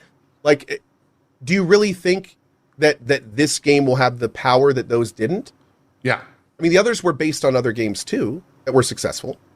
Yeah, but they were bad. They weren't great games inherently. And great is also a weird thing because I think where this game's going to be successful, and they've already proven as such, a lot of this game rides on the art style, right? And if they launch this free to play, which I would assume is going to be the case because it's NetEase, and of course it's going to be free to play, what you're going to be buying is skins. They have 80 to 90 years of skins to go buy to go and create from comics, right? So you have an endless amount of that. So success is already going to be people buying those skins, which is kind of like the League of Legends thing. That's where League makes all its money, right? So if you get people in the door and you give them a skin, as long as they don't price that shit too crazy, it'll be successful, I think, by that regard. And maybe I'm wrong. Maybe when this comes out a year from now, I'm completely wrong. But I'm not gonna lie to you. I thought this was a $70 game. I didn't realize. I don't think it's. They haven't said. It might be $70. I would suspect it's free to play. the idea of this being free to play with dress up your favorite Marvel hero cosmetics, like that. Yeah, no, for some reason I thought this was going to be a $70. Which was why I was like, this is going to flop. Yeah. So yeah. no, that's a little more understandable. Also, I didn't realize this was being produced by NetEase. So wait, what is? Yeah. Is it Marvel and NetEase only? Yeah. I think it's a NetEase internal studio. And NetEase has already worked with Marvel on a bunch of mobile stuff. I think they do a bunch of things. I forget what those games are, but they've already worked together in the past. So does that mean NetEase is the one who sent those contracts out? Probably, yeah. I mean, I think that's who runs the Discord, is a NetEase whatever employee. Why do you ask? Because I've heard of contracts in China always having that kind of language in it, and I'm wondering if they just got mistranslated when coming over to us. Yeah. I mean, this might break an NDA, but not an NDA. I didn't sign anything. Let me go back and say this as many times as possible. One of the employees, I will read this verbatim. Mistranslated quotes. It says, hi creators, we're aware that this is 2 a.m. this morning. Hi creators, we're aware that there are inappropriate and misleading terms in the commitment regarding sharing non-disparagement content. We sincerely apologize for any miscommunication and your unpleasant experiences. Our stand is absolutely open for both suggestion and criticism to improve the game, and our mission is to make Marvel Rivals better, satisfy players by those constructive suggestions. We're now working on revising the miscommunication terms for our commitment. The progress will be shared with every creator in a timely manner. Marvel Rivals always welcomes creators. Join our community and create amazing content together with us. Content creators are respected not only as a player, but as part of the community. Blah, blah, blah, blah. Sincerely, Marvel Rivals content creator team. Time out. What did they call their own contract language at the beginning? Inappropriate? I'm trying to see. Oh, yeah. We are aware that there are inappropriate and misleading terms in the commitment regarding sharing non-disparagement content. Inappropriate contract language in the contracts they provided. Okay. Yeah, I mean, inappropriate. I think it is what it. I mean, I think and then what was that part? What was that part? Like misrepresenting or we're sorry that it was misconstrued. We sincerely apologize for the miscommunication and your miscommunication experiences. Yeah, that's exactly what a contract shouldn't be. That's like the exact opposite of a contract should not be. It should be the most infallible piece of paper is a contract, and it should not be miscommunicated. Yeah, that's why you have contracts. Somebody goes, man, I didn't know that those AIs worked for those types of companies. But that's why that's some very weird language to use. Again, so they view the language saying that we can't talk badly about their product. They view that as inappropriate language. According to this statement at 2 a.m. in the Discord, which I may or may be breaking some. Well, I mean, inappropriate or, baseline illegal. Maybe that's a word they could use. Well, we apologize for our illegal use of. It's illegal in the U.S., large but it's companies not illegal. Doing all this weird stuff, man. It's not China, yeah. It's legal in China. NetEase is putting out contracts where they use language they call inappropriate. Sony is selling PSN games in countries that don't have PSN. What are AAA? Microsoft's firing companies after telling them they did a great job a month earlier. What is going on up there? I don't know. It's crazy. It's crazy, man. It's like every company is competing on which can act the fool the most. And then Nintendo just comes out and is like, yeah, we're going to release a badass new console. We'll see y'all in like a year. I mean, let me look real quick to see any other news. Don't you have a smoke machine there, Co? Can you do like a smoke bomb? Oh, God. I just blew my head. What? What did he do? Oh, he dropped his headphones. I thought he broke something. He just ran over one of his dozen 4090s that he's got sitting there. That's on his throne. Yeah. One of the jewels on his throne chipped off. Yeah. Oh, wait, we're not done with AAA, guys. I thought we were done. Jesus. Are you guys ready for the next great comment from a AAA developer? Oh, wait. I looked this up, so I got to get it out. I looked on ftc.gov. Okay. If you offer an incentive for a review, don't condition it explicitly or implicitly on the review being positive. Even with that condition, the review should disclose the incentive because its offer may introduce bias or change the weight and credibility that readers give the review. Yep. So in yeah, that case, they would have to say in the contract that that person is legally required to state that the contract says they cannot deride or negatively talk about the game. That is one of the reasons, I believe, we don't do that. It's because they don't want us on stream being like, hey, I can't talk badly about this product and I'm contractually obligated to do so. Enjoy the show. Like, that's why that stuff doesn't work. So that's why you never see anyone doing it. It's because we don't do that. Yeah. So, yeah. In the 12 plus years, I've seen one other contract have that in it. And it was almost a decade ago. And I actually want to say that there was controversy around it, but I don't recall what game it was for. Maybe there was a mobile League of Legends competitor 6 to 8 years ago that went around for a while. And as part of the contract, they said, like, do not mention League of Legends during this broadcast and do not say that League of Legends is better than this game. No. Something like that. There was that. It was for Shadow of Mordor. That's what I remember because it was a massive I remember thing. that. Yeah. It was a massive thing. That was fixed really quick though, wasn't it? I want to say it was, yeah. Didn't like a bunch of sponsored contracts went back and then a bunch of management teams were like, our teams aren't signing this. Yeah. They tried to do something like what Marvel did, essentially.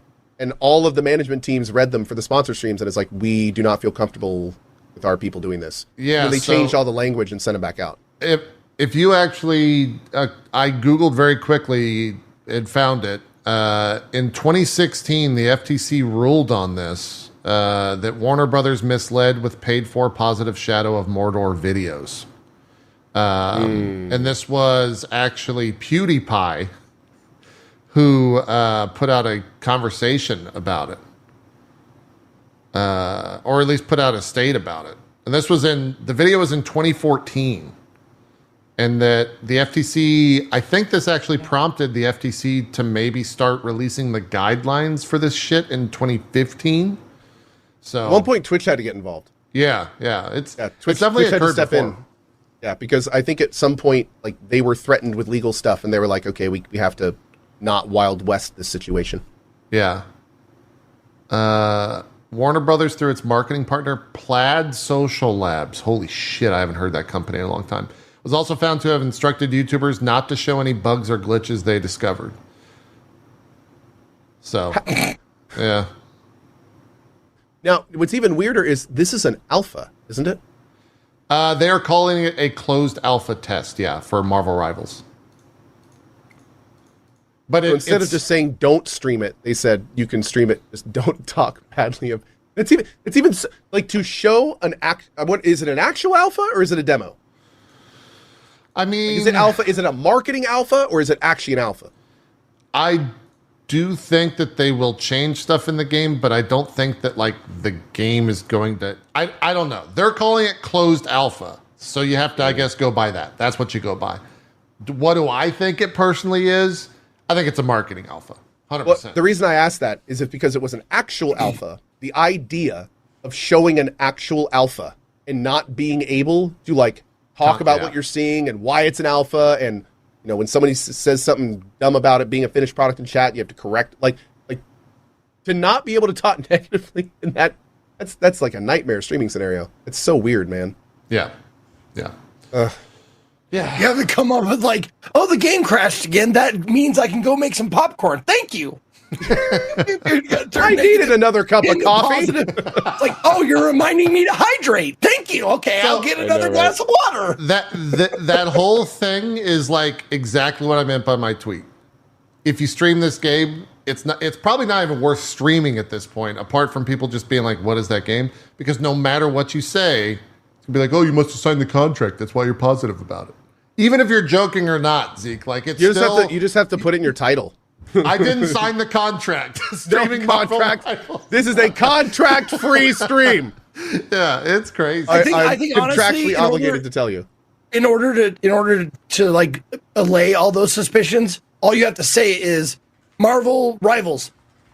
This game is shitty, awful, terrible. Like then the people. Or just put that in the title. Yes, there you go. Done. This game fucking sucks, and it says like Yes. uptime 10 hours. This Overwatch clone sucks full diapers. Okay. Yeah, jeez, Jesus Christ. So yeah, the Rivals CAT closed alpha test I think runs for 10 days, so it goes till the 20th, and then we'll see what happens after that. I still think it's 2025 for full release. I think that's what they're targeting. So Yeah, DL Phoenix, that earlier we were talking about if this was a controversy, and I said it's not a controversy yet.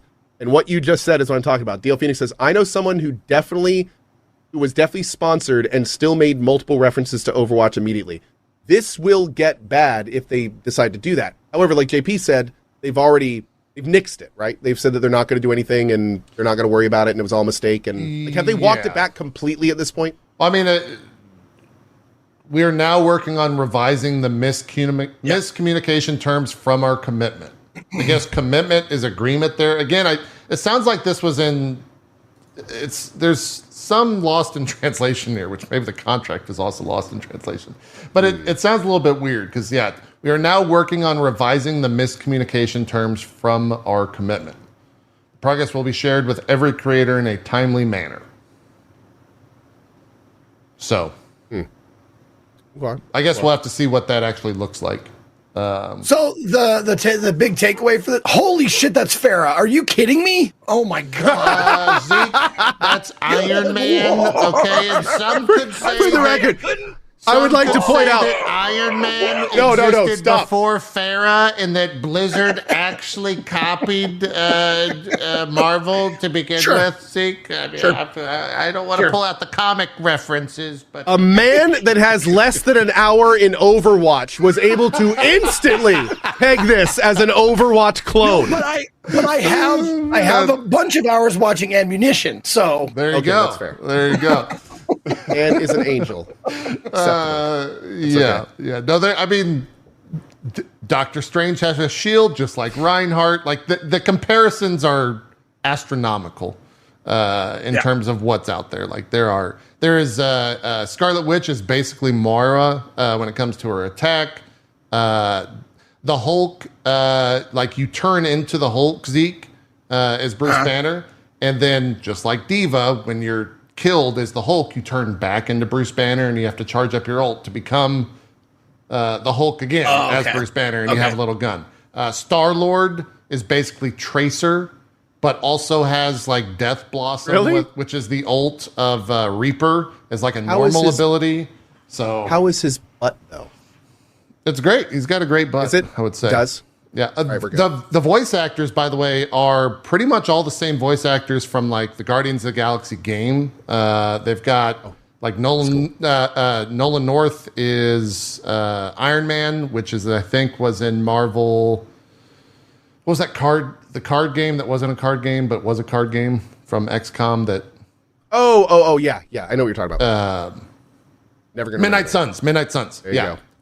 They've got all the voice actors for that, for like Doctor Strange and Iron Man, and they got Yuri Lowenthal as Spider-Man, and Spider-Man is basically Genji in this game, but Black Panther is also Genji. Like, there's 100% direct parallel, Zeke, without question, between all the characters of Overwatch, without question. So, well, all I gotta say is I might pick it up if you put Gambit in there. that's what I'm saying, dude. Because everyone's got someone from the comic world. They're like, I fucking like me some Gambit. I like me some Bro. What if you got... So they have like team up abilities, right? So like if I choose Scarlet Witch... Guys, we're losing them. If I choose Scarlet Witch and you choose Magneto, then you get like an extra ability for your character, right? And so if you have six people and you get like all X-Men or something... then maybe there's like a group team up or something, or maybe it plays the X-Men. I don't know. That type of shit, though, is why normies, I think, are going to be like, I could play me as a Wolverine. I want to play that game. How much it costs? It's free. That game's free. I'm going to download that right now. Are normies Southern? When I say normies, I mean Southern gentlemen. Yes, Zeke. And Co. That's exactly. That's what I mean. 100%. Everyone knows that. Everyone knows that. Yeah. Thanks for including me in the know. Yeah, exactly. Now you know. Now I know. Now you know. We're not done with AAA because Electronic Arts was like, wait. No. We need to do something stupid so that people talk about us. So CEO Andrew Wilson stepped up and started taking one for the team, Andy. in a EA's latest earnings call. Eric Sheridan from Goldman Sachs asked Wilson about the dynamic ad insertion in traditional AAA games. Wilson said, quote, advertising has an opportunity to be a meaningful driver of growth for us. He then continued, quote, we have teams internally in the company right now looking at how we do very thoughtful implementations inside of our game experiences. Guys, calm down. He said thoughtful. Thoughtful. Yeah, he probably researched that in the mirror when he's like, thoughtful. We got to include that in there. Going to Wikipedia, THO. What is that? No, it was on his Peel word a day calendar. It's like, I'm going to use that in a sentence. Words to use today in a corporate environment. Is Andrew Wilson the one that I've always called the Merovingian? Is that, I forget, Andrew Wilson. Yes, that is the Merovingian, 100%. Oh, wow. Does he look like him or does he just act like him? He looks like him. Okay.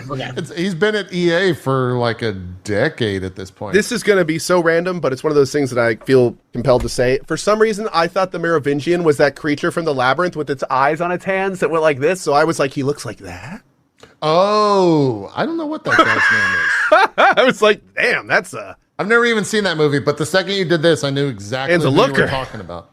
Yeah, that's an awful image of a monster. I know, right? No, enough, very Merovingian's corpo. Matrix See it. from the Matrix. Yeah. He's he's the one that owns the like bar and has all. Let's not get into the fucking Matrix lore. No, I don't like judging people on their looks, but like, dude's giving me like Ted Bundy shit. Like, he's giving me vibes. like I look at him and I see a nice house with nothing in it. He's a perfectly great human, but he also wants to do some stuff with advertisements, thoughtful advertisements in their game experiences. Yeah. Wasn't there also a quote from that earnings call where they were talking about AI and like how they're like getting ready to... Why not? Sure, let's do that too while we're talking about topics people love to hear. Maybe at the same time we could talk about how much AI, like how good it is at writing dialogue and voice acting. Maybe you could just throw that out there. Oh, no, there was. Yeah, no. This is the quote. Games Radar headline, EA boss doubles down on commitment to AI, believes, quote, more than 50% of our development process, end quote, will be impacted. Yeah, that was in the same call. No. That's okay. Stop. That's okay. That's totally okay. If anything, that's where AI should be used, in the development pipeline, to make that faster. He said process, not pipeline. That's process. Well, that's process. Same thing. Yeah. That's okay. I think the issue that most people have problems with is when AI replaces human creativity. Well, AI voice acting, artwork, dialogue, that stuff. Like that's where I think most people have very meaningful, real problems with AI. There's some phenomenal AI stuff happening in 3D model, rasterization, animation pipeline stuff. All of this stuff is great AI implementation. This is just going to make games get made faster. Yeah, I mean, that's basically his talking points were exactly what you just said. Okay, and that's fine. That's okay. Like, let's not alarmist over that kind of AI because that's great. That means that people that make games will be able to make games faster. That's all that makes. No! AI bad! bad. AI bad. Zeke smash. Yeah, I'll read it said Wilson continued to tout the technology, claiming it would make the game developments, quote, more efficient. And that, quote, we've moved from being able to create stadiums in 6 months to 6 weeks. I guess that's about, yeah. He also compared how FIFA 23 launched with 36 run cycles or animations, while EA Sports FC 24 had 1,200. Chat, I'm not being sarcastic. Do I really have to? I'm being serious. Let me give you an example. I went to GDC, saw a lot of great companies that are making like the next tools in AI game development, right? So one of the things that I saw while I was there is a great presentation on this very AI-centric technology that makes it so when a 3D modeler makes his model, instead of then having to spend like 2 to 4 hours putting on all the vertexes, putting the skeletal stuff, doing all the stuff that is just like mundane work. They can't make creative stuff because they have to do this other stuff. There are now programs that will do all that in 5 minutes. Yep, and that's so the artist literally does their creative work, and then instead of spending the next 2 to 4 hours doing all the back end, they just take their creative work and put it in a thing, and then start working on their next creative work. So it's like, that's awesome. That means artists get to make art instead of just like all the mundane back end stuff. I'm not being sarcastic. Okay. No, AI taking out. He didn't sign the contract, guys. Okay, chat in here going. The AI taking out the tedium of creation, like the tedium that comes with creation. I think, if I'm not mistaken, Ko is saying that's fine. Yes, and well, no, and here's the thing. People then obviously go, oh, well, you're talking about a rigger's job. Oh, you're getting rid of a rigger. No, I just means now when you give that model to a rigger, instead of him spending 2 to 4 hours rigging one model, he can spend 2 to 4 hours using AI to rig 50. And yes, he's going to have less work to do, but that is how technology works. The EA boss is beating you both at the talking points. He says, the EA boss reiterated that using AI would help the company build products, quote, on a global basis at a faster rate, and allow developers, quote, to get to the fun more quickly. It's a great way to put it. He also claimed that, quote, there's a real hunger amongst our developers to get to this as quickly as possible, end quote. So, and there will always be the discussion on both sides where technology takes a job. Oh God, person lost a job. Technology bad. That's been happening since the printing press. Yeah. That's going to happen. But again, like, there's all sorts of positives that come with that. So, like, yeah, sure, some people are going to lose their jobs. As you don't have to do things that technology replaces, the people that did those things will need to find other things to do.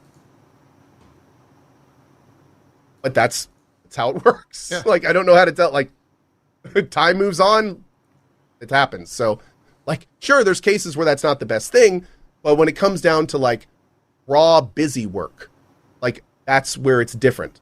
You know, when it comes down to having one human write by hand 3,000 pages or a machine doing it in 5 minutes, like, you really have to kind of sit there and be like, why don't we just have the machine do it? Like, that's where AI is good. That's where that works, is when that kind of stuff gets replaced. And I will say, that's not to say what Coach has said isn't scary, because it is. Oh, completely. Yeah, absolutely. Yeah, and companies definitely have it in their mindset to try and, you know, lower cost but increase profitability so that they hire less people, blah, blah, blah, blah, blah. But like what Ko is getting at is good inherently. It's a forwarding of the technology ultimately.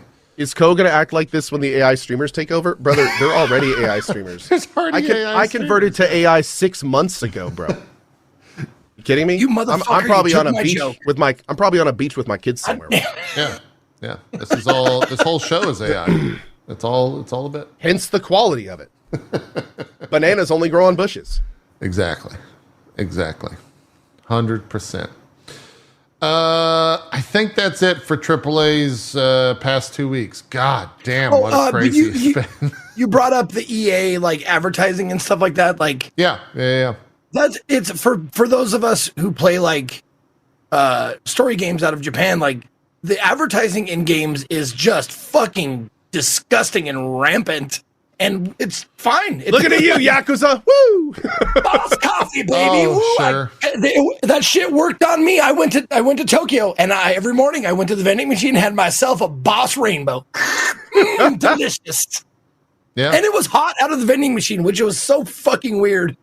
I have to admit, it is hilarious to think that inevitably, knock on wood, when I one day make it to Japan, I'm going to make it a mission to try as many things as I have ever saw in Yakuza. That's like a goal. It's like a checklist. Like all the products I saw in Yakuza, like that is my goal, to go to Japan and buy those products. You won't have to look very hard. It worked. I'll tell you that. It worked. They're everywhere, yeah.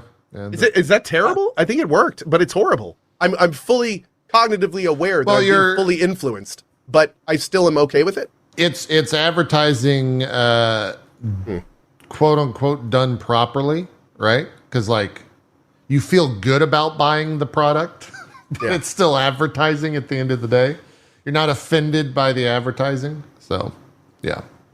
EA will probably figure out how to buy Starbucks. And that it's just going to be a thing that says buy Starbucks that fills the entire screen. Instead of like, you know, a cute character's quest around Boss Coffee or something like that. Yeah. We'll see how they implement it or what they do. I'm sure the kerfluffle around that will be very large and very wide whenever they do. Very in charge. Yeah. Yeah. The nice thing, I guess, if there is a nice thing, apart from all this AAA stuff, is like indie this past week, kind of killing it. It's been a good week, I think, for indies, certain indies, I should say. Hades 2 came out of the blue and launched into early access. Beautiful. Holy shit, that game's fucking awesome. That game is great. And it's very easy for us to talk about. We don't even need to show it. You know Hades 1? That's Hades 2. It looks great. It plays great. There's a ton of content. You can play it right now. $30. Yeah, and just like Zeke, so many people are avoiding. They're trying to avoid the story aspect and the content of the game. No, I love. They want to wait for 1.0. Love non-story spoiler, whatever, those reviews. Just like your generic blanket, like thumbs up, thumbs down, and it's just thumbs up everywhere. And I'm just like, yes, and I can't wait to play it in a year. I already own it, so I'm like, it's staring me in the face. Like, install me, play me, come on. I did. And I'm like, no, I want to play it when it's 1.0. I did a stream of it, and then I started playing off stream on the same thing. I don't think I'm going to stream it again because a lot of people are avoiding it for story purposes and waiting for 1.0. And I've just been skipping the dialogue and just playing the gameplay.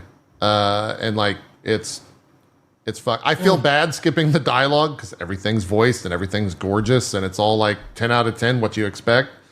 But the gameplay is what keeps me in there. Like, I start a run and I'm like, oh man, if I had this upgrade on that weapon, should I just restart and choose that weapon and see if I could? Like, every run is like, God, I wish I just want to restart and like get a whole new build going.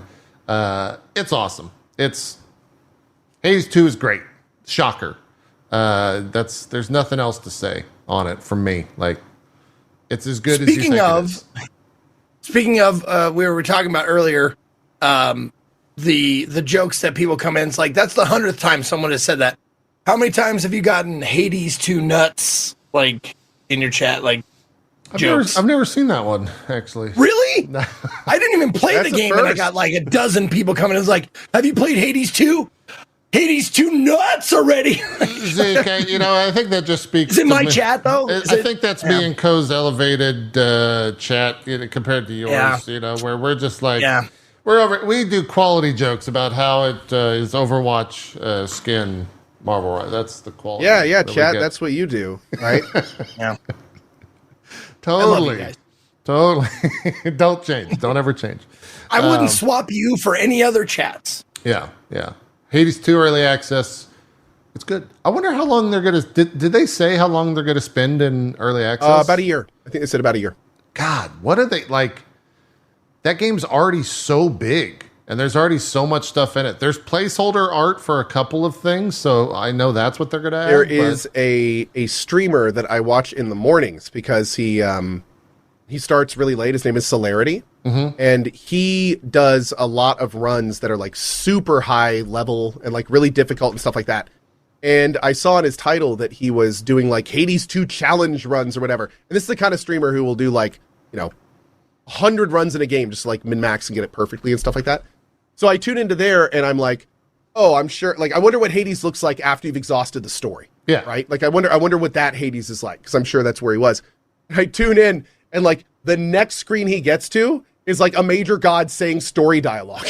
I was just like, like, how long is he? Is this like day 4 or 5 after? I was like, how? I can only imagine how much actual content is in that. So wasn't there claims that that Hades 2 Early Access has more content than Hades 1 did? Or something like that? I saw that a bunch. Wild. I don't know if that was true. I don't know if it's true. But yeah, I heard it too. Yeah. Everyone in my chat saying, yeah, it's bigger. So that's fucking awesome. Just to throw my quick stuff in here. Hades 2 is, when they said they were going to remake Hades, I was like, Supergiant's amazing, but I felt like there was a reason they never remade their games. Was because they're really good at like all these new systems and new things. Made sequels, you mean? Made sequels, that's right. They always do something new. They're known for that. So when I heard Hades 2, I was like, oh man, it's going to come out and, like, hopefully it's going to be different enough and hopefully it's going to be fine. And I kept telling myself, as long as they just give us more Hades, we'll be happy, right? Like, don't reinvent the wheel. Like, please don't make this like Hades 2, like some weird new thing. Like let's. Hades 2 came out. I played it now for a whole stream. Freaking awesome. They nailed it. Like, it feels just enough like Hades to feel at home, but they've changed enough things to like change the pace of combat to where it feels new, even though it feels comfy and old. Yeah. Amazing, dude. Just amazing. I'm baffled at how well they did that. Yeah. I think we praised the art as much as one could praise art of the first game, and like somehow the art in 2 is just better. It's insane. Like there's everyone looks awesome. Everyone animates beautifully, and it's wild how good that game looks. Zeke, I will say real quick. Okay, go ahead. Inea, quote, Hades 2 in early access already has more environments, foes, and fully voiced characters than the full version of the original Hades game. But it's not complete, and key areas, characters, foes, narrative events, and systems are still to come. Damn. I want him, give me! Yeah, Zeke, this won't help for you wanting to play it, but wait. Is what? At the rate Zeke plays games, if he started right now, Could be done. no. By the time he's getting to like where the end is, it may be 1.0. Could be the case. Could be the case. Zeke, speaking to your That's fair. I hate it. I hate you. Is it a proclivity? What is a proclivity? Something that you're wanting? Is that what you're looking for? Yeah. Okay. Yes, I have a proclivity for something. That means I gravitate towards it. Yeah, your proclivity for magic and magic-based items and weapons. Hades 2 is like that. So you're gonna be in love because it's like very much like magic based, more so than Hades 1 ever was. Hades 1 was like, here's a knife, here's a sword. The starting weapon in Hades 2 is a staff. They let you know real early what they're going to do with you. Yeah, Love it. yeah, it's great. It's fucking awesome. And I think I haven't unlocked all the weapons, but so far the staff is my favorite. I don't know if you had a favorite color. I think you were liking the axe, but the axe is in my. Oh, did we talk about this? Is it spoiler? Are weapons spoilery? Are Hades weapon stuff spoilery to you, Zeke? You do unlock. I mean, you do unlock them. Yeah. Okay. We'll keep it a little low. I find the axe to be insanely overpowered. Especially. Yeah. Oh God. Yeah. Like easy mode. The daggers can be very strong. The staff is probably the best all-around weapon. And I had some issues with the controls initially on the 2 torches, I think they are. Yeah. Things are. Yeah. Because it works so much better with mouse and keyboard than it does with the controller. You can't actually move and pick a direction to fire with the controller, which is really weird.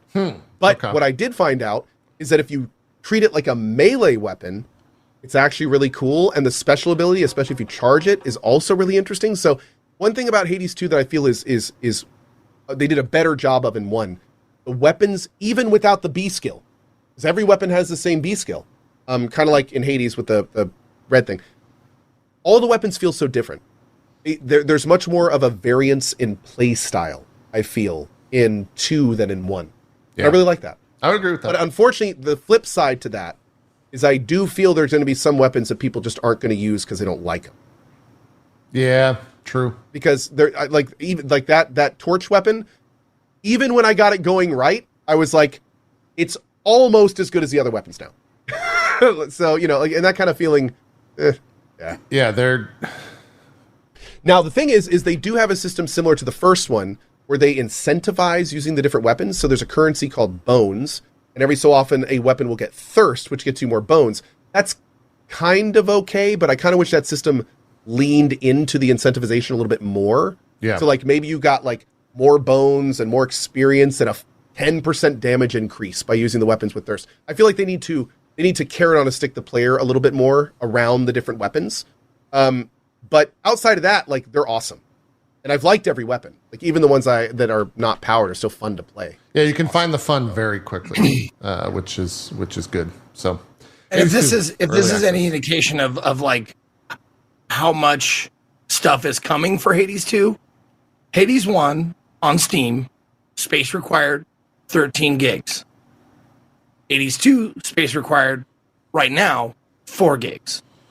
So that's how much shit is coming, perhaps. Well, I don't know if that's a good indication or not. That might be 4K. That could just mean they're better at compressing stuff. Or compressing, I wouldn't. Yeah. Unfortunately, these days. Okay. So by that, I guess the most recent Call of Duty was the best effing game ever made. True. No, I'm not saying quality. I'm saying quantity. Saying how much quantity. shit is not in there. Well, no. Yeah. True. I'm just messing with you. But my point is that size can just sometimes mean that they're not properly compressing a resource or they change the way they manage something. It doesn't necessarily mean that it's bigger or better. Yeah. So I need you to tell someone important to me that size doesn't really make a difference. Listen. It doesn't. Listen. It doesn't matter. Okay. I'll do it for you. Oh boy. Oh boy. Moving along with our indies. Zeke, you played a bunch of Animal Well. Did you finish Animal Well? Yes. Yeah. I really want to hear about this game because everyone I know that has played Animal Well the first thing, that game's really good. It's great. It's fantastic. Animal Well's awesome. The second thing is, and then my follow-up question, the first thing is oh, what do you do? And the second thing is, I'm not going to tell you because it's going to ruin the experience. I can't talk about the game. And I don't know. I know what the game kind of is, but not really. Right. Are you able to talk about it at all? Can you? Well, I didn't finish it. A lot of people I played 3 hours of it because I played it at the end of a stream where I was playing. I had to leave early as well, but I was finishing up another game, finished it, picked up Animal Well, played it for 3 hours, and then I had to go, and I haven't picked it up yet again. But I will say that Animal Well is apparently relatively short. A lot of people finish it between 4 and 6 hours. Oh, it's even shorter. Okay. Yeah, I've heard 4 to 6 hours. So yeah, I've heard varying reports. I've Some heard people it's just short, but the end game is 40 plus hours. Sure. Yeah, that there's post story content, and it's yeah, a lot. The things that Animal Well has going for it is it's very for a 2D platformer, which it is at heart. It's a 2D platformer, Metroidvania-ish. The description that really sold me on it was it was Metroid meets Outer Wilds, and I was like, fuck yeah, dude, I love both of those games, but especially Outer Wilds because of the story elements and stuff like that. The really cool thing about this game is it has some really neat puzzle design. You'll see an element of the puzzle, and you'll see another element, and once you see both of those things, you put them together, in your head, you're like, oh, that goes there, and then you do this. Okay. And it's got that really joyful discovery of oh, I figured it out. I know what to do now.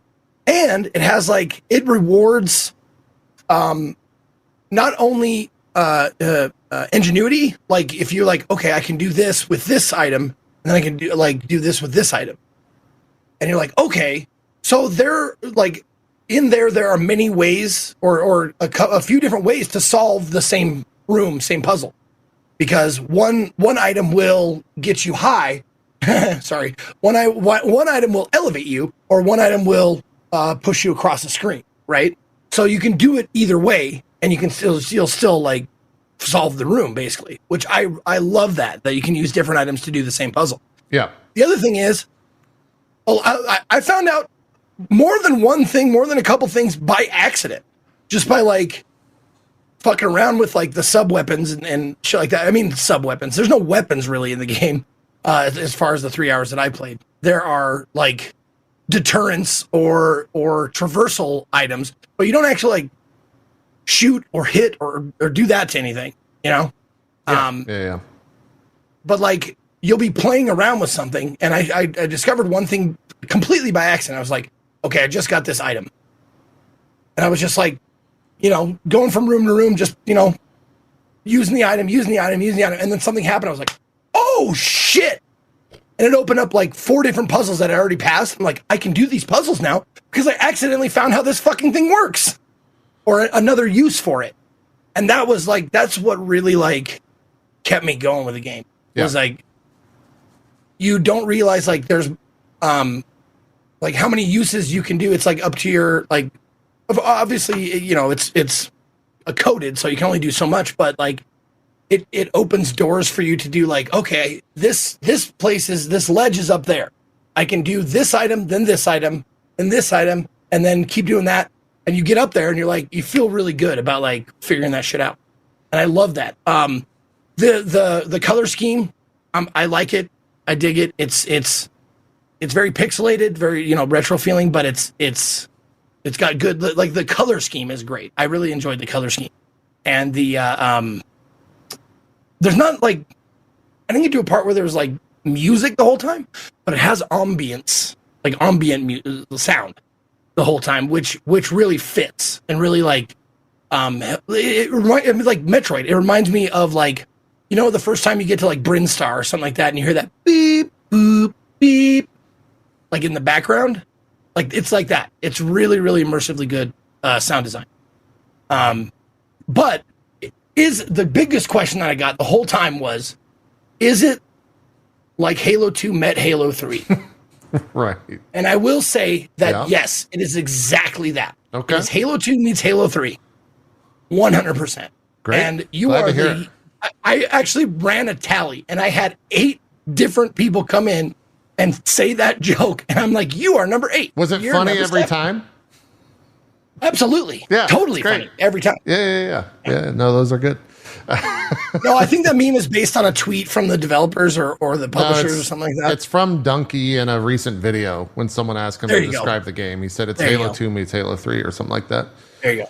Yeah, so that's what and that's the story behind it, and the really like I don't know, encouraging aspect of this is like this really popular YouTuber was like, let's do some video games, and this is what came out of it, and it's fucking great. Yeah, it's a really cool story. That's the best part of this. I absolutely love it. It's funny. I remember when he got all this shit because people were like, well, how are you going to be like a good video game publisher? How are you going to like find the games? And his response was, I'm only going to like publish good games.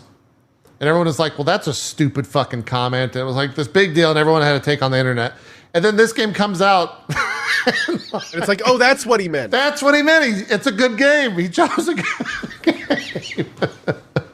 I thought that was really funny. Because that's all he's got to say now for that entire thing. Forever. Yeah. More importantly, now the next time that Donkey releases a game, everyone's going to be paying attention. Totally, yeah. For a different reason, Kind but a of good amazing. reason. Yeah. A great reason. Everyone was paying It's like, attention oh, this time. he nailed it last time. Yeah, they wanted him to let's see what fail he's in got a this lot of time. ways, for sure. Yeah. And Steam reviews, take them for what they are, you know, take them with a grain of salt, but 3,100 Steam reviews, 96% positive. So like it's selling well, doing well, and reviewing well. I think it's probably important for us to also say that a lot of those reviews, at least I think initially, I don't know how many there are, but they were paid to not say anything bad. They were paid. They got a contract, and they said that they couldn't comment anything. No, they're just fans of Donkey that are going to like go and upvote it, right? you're an actual monster. Yeah. Which it's going to happen whenever a creator that has a massive fan base the size that he does, I would say the size that even we do, people are just going to support our products or anything that we put our name next to because our names are next to it. That's how it is. And as somebody in chat said, and this is totally valid. When Donkey first announced this, the overall message was, you are a YouTuber. What makes you qualified to do this? Sure. And that's that's an okay thing to say, right? I mean, you're playing with the futures of people's lives in a lot of ways. So I think that was justified, but I think at this point everyone can be like, oh, that's what he wanted to do. He wanted to get the game out and promote it, and that's exactly what he did. And now this game is a wild success, and we may have never heard of it if it wasn't for him. Yep. So, okay, that works. Also, apparently, he helped playtest a lot of the game. He directly helped with feedback and things of that nature. So, it was not like he just picked it up and it was successful. So yeah. Azul, I don't know how to say your name. Let's just go with Azul in my chat. Great point. Everyone mentions. Did you just Donkey. call him an asshole? He's an asshole. Everyone mentions Donkey, but no one mentions the fact that it was a solo dev who worked on this game for 7 years. It's a great point. Oh, also keep in mind, because I've seen a lot of people say, Donkey didn't make this game. He didn't make this game. Yeah, he That's published it. Everyone's been like, yeah, the game Donkey made. No. He's a publisher, which means he picked the game and then he helped it. Yeah, so which is a totally different thing. Yeah. In fact, that thing I read about him playtesting it was a commentary on what did he actually do on the game. And it was, he gave feedback, he played, he helped, he was a part of its development, but he was not the developer. Yeah. So a cool thing all around. I saw for a little while this was sitting at the top of Steam. I think in I don't know if that was just new and noteworthy or if that was actual sales. But if it was actual sales, that's fucking awesome. If that's the case, let's see where it's at now. The game price it's very well priced, right? Yeah, Zeke, do you know the price? Oh, Animal Wells, $22.49 right now. $22.49. It's not for an indie release. It's not cheap. Anything under $20 is usually like the standard for indie games. It's $20 or less. If it's over 20, there's something you're paying for. Yeah. Currently sitting and in this case, you're paying for it's a quality experience with great, great design, great sound design, all that shit. So you see where the extra money is going towards, especially seeing is how it's a relatively short experience if you don't do all the extra shit. Sure. Sitting at number 7 right now on the global top sellers list. Sailors list. Sailors. Yeah, Hades 2 is number 1. One of them top sailors? It's right above Hades 1. Funny enough, Hades 1 is discounted at $8.50. Oh, so that's why people. I can see a lot of people wanting to replay. Yeah, that makes sense. Yeah, or play it for the first time. And it is a Metroidvania, which I don't usually gravitate towards unless it's got something special to it, and I think this does. I really do. A lot of Metroidvanias are the same, go over the map over and over again, shoot, yeah. Get a new weapon, blah blah blah. This one is more like I passed by something that not like a brick wall that you have to get the brick gun to get past or whatever.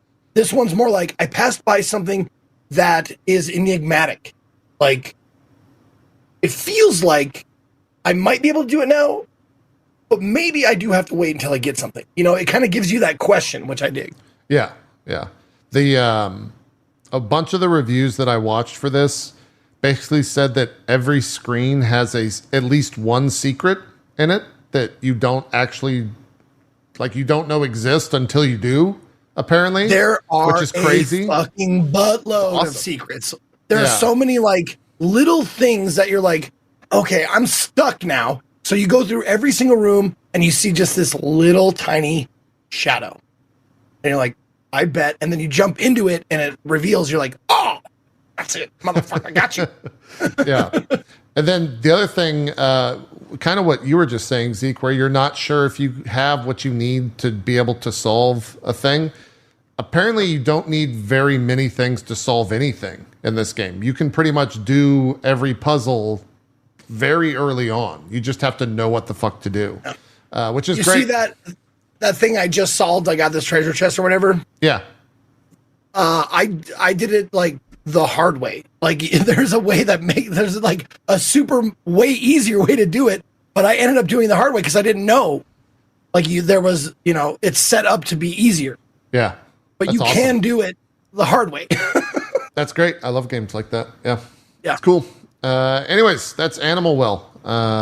Published by Big Mode. Is that the name of his company? Big Mode. Big Mode. Yeah. Developed by Billy Basso. Billy Basso, solo dev. 7 Bill years ago. Barsky. Oh, okay. He's one of those Southern gentlemen I was talking about. Bill Barsky. I once saw him punch out a Yeti. Come on down to Billy Basso's Wonder Emporium. That's where I go.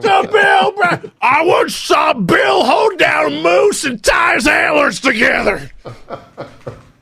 The bill. Oh, God. V Rising, another indie game. V Rising's in. That's one of those ones where I'm Total like, indie. it's 100% indie. Yeah, it's no, indie. don't Okay. you dare. It's 100% Okay. indie. Total indie. Don't you dare. Don't you Don't you dare take that from them. Don't you fucking dare take that from me. I will put up footage of it. Co, you are how many hours Playing in it right to your now. run? What? Yeah. How many hours Yes. are you in it? I am currently, total. Well, I know total. You had like 100 in This is like my third playthrough. Yeah, so 170 hours total. So you put 70 am- hours into this run then? Is that about safe to say? And I'm about half done. Wow. They put in that much content? Yep. Holy shit. And I haven't even gotten to the hard bosses. Apparently, I'm going to spend hours wiping as a solo Brutal player on the last bosses. So where do you remember where the final boss that I remember killing in when the game first launched early access was like it was like the griffin boss or whatever that was like at the top of a mountain, like a manticore or something like that? Yeah. Okay. Is that like middle of the game now? Like where does that sit? I don't know. A manticore boss? It was like Problem is I haven't. What was the last zone you were in? I never Did you saw do the desert zone Did you do that the you were in. nuclear zone? No, that didn't exist. That's when I like played that's 3 zones ago. Damn. Okay. So not only that, they have an actual like mid/end game now. So there's this entire zone on the right side of the map. And once you build this new specific item, every 30 minutes, these rifts appear over there. And you can go to the new zone and do rift events, which are like you farm for loot and special items. It's a whole RNG crafting thing now. And you can then bring the items back to that, get new passive abilities, upgrade passive abilities. You can create a rift thing, which then summons like any type of loot you want from around the world. So you can like go to this rift thing, do like a few rifts, fight a sub boss, bring that back to base, and then choose like, do I want to get a bunch of rare gems or like a bunch of recipes or like weapon components and then you can summon like boss fights and do them in your base. Fuck. Awesome, man. Dude, it's so good. There's now so a whip. much content. There's a whip weapon. There's dual pistols. There's freaking slashers. There's like there's a new longbow, which is awesome. The bow didn't exist when They've I played that. completely. Did you play? When you played, was the magic system skill point based? I mean, it was right when the game launched, so yeah, probably. Oh no, it wasn't. In that case, they've completely reinvented the magic system. That's the new system. Yeah, I played That's the new system. whenever the first thing came out. Yeah. Okay, yeah. So now it's like the skill point system that's been totally redone. So it's Damn. just this game has undergone not only a huge development cycle, but it's undergone a huge well done early access cycle, which means not only was it developed, but it was constantly being changed, added, updated based on feedback from the community. So now that we're at the end of its development, 1.0 is freaking awesome. It's awesome. Like it's actually great. And I haven't been this addicted to a game in a long time. Damn. Yeah, I was a little gun shy on starting a new playthrough, but you might have just sold me because the game's a little grindy. And so I'm playing solo. Yeah. And I'm playing solo brutal. Okay. And now you may have been able to do this before, but for the first time, I went into my server settings. When I hit a tree, I get 3 times the resources. All of my times to refine materials are 3 times faster. Oh. All of my anything that's not related to the difficulty or the actual gameplay, like I upped. Did that and it's awesome. help a lot? you think? Oh, it's grind? fantastic. Yeah. Fuck, It's fantastic. I might do that. Okay. Every minute I spend in this game is like fun, actiony progression stuff. Yeah. I've spent maybe an hour farming total. And the only times I've ever done it is when it's like, cool, you got access to a quartz place. Let's go farm a bunch of quartz. Cool, you got sulfur. Let's go farm a bunch of sulfur. Like, you do one big farm of that with my server settings, and you're fine for like 20 hours. Damn. Okay. That's even got me more interested. I haven't had to do any major farming, and I have like a max size castle. Wow. Okay. Cool. They introduced multiple floors, right? Like you can adjust that mid game. You absolutely can adjust that mid game. You can change the difficulty at a boss. Like if you're having a hard time on a boss, you can just drop the difficulty of the server, like easy, and beat it, and then jack it back up if you want to. Yeah. The customization they have over the server is remarkable. It's really, really good. Also, arguably, the best base move mechanic I've ever seen in a game. My chat was telling me about how does that work? Do you just move your base? You go to the plot. You have your castle at plot A. You find plot B. You put down this spectral heart. And then it asks you, are you sure you want to move your base? And you say yes. And then it literally just packs up everything in your old base and drops them into like an inventory that you can then place in the new base. Everything. The chests you put back down with the items in them that they had in your old base. Does it rebuild the base for you? Refining stuff is still refining when you put it down. No, it doesn't rebuild the base because every base area is different. It gives you all the pieces. I got and then you put all the pieces back down. Okay, that's great. It's great. It's phenomenal. Yeah, I remember I did that when the game first launched, and it was all right. I'm going back for run number 7 from my first base to bring it to the new base, and it's fuck, I died. Now I dropped all my resources. That type of shit. JP, if you're playing solo, there's a toggle now that just turns on so you can use teleporters with items. Like all that kind of stuff is all optional. Oh, that's right. So, I forgot you couldn't teleport with that. Did you turn that on? Now. I did not. Okay. That just means that you can't bring resources. You have to haul them back to your base. It's Valheim. Yeah. Okay. So, but I mean, I'm playing with my son, for instance. We have a server, and he hated that. So I just literally opened up the options and turned it on while we were playing, and it was fine. Damn. So, that's awesome. Yeah. No. For the record, that option's not new. Yeah, that's been in just like Valheim. Something technical I wanted to ask you guys because I've run up against this problem since I've started getting into the building games and survival games, stuff like that. Like, how do you parse where to get a server? Like, there's many server providers. Oh, server. So, if you're playing solo, then you don't need to get a server. You're good. Okay. Not only that, if you're playing where you want to play on a streaming server, where it's it's only going to be up when you're playing, you can host your server and then you can invite other people. And sure. Yeah, no, I'm saying an always running server. If you want an always running server, at that case, I mean, there's companies we could recommend, but I mean, they come and go super fast, and it's just that's what I'm asking. I wasn't sure there's no go-to. There is a go-to, Zeke, and I'll tell you who it is right now. And Co doesn't want me to say this, and neither does the person in question. Don't say it. Barry Carlisle server hosting company is real good. They're great. They've got a lot of free time. Barry has a server hosting company? No, he does not. No. Okay. And he hates servers. Yeah, no, that's not. No. No. Let me put it this way. Barry is a full-time hire, and I have a server guy. Let me just put it that way. Yeah. No. Just to tell you where I'm at here. I have 190 hours in V Rising when it was in 2022. So I played a lot of it and I've seen most of the content. Right. Yeah.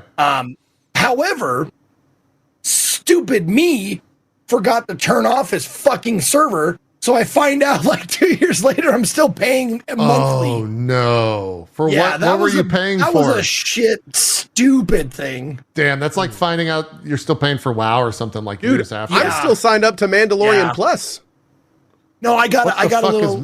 Disney Plus. I got you. That took me the only thing I ever watched on it. The fuck is an So I switched cards and I got a little notification going "Hey, your V Rising server." I'm like, my what now? My who? Oh, are you fucking kidding me? And then I looked at all the emails that I just marked as read because I'm like, I don't care about V Rising news. No, it wasn't V Rising news.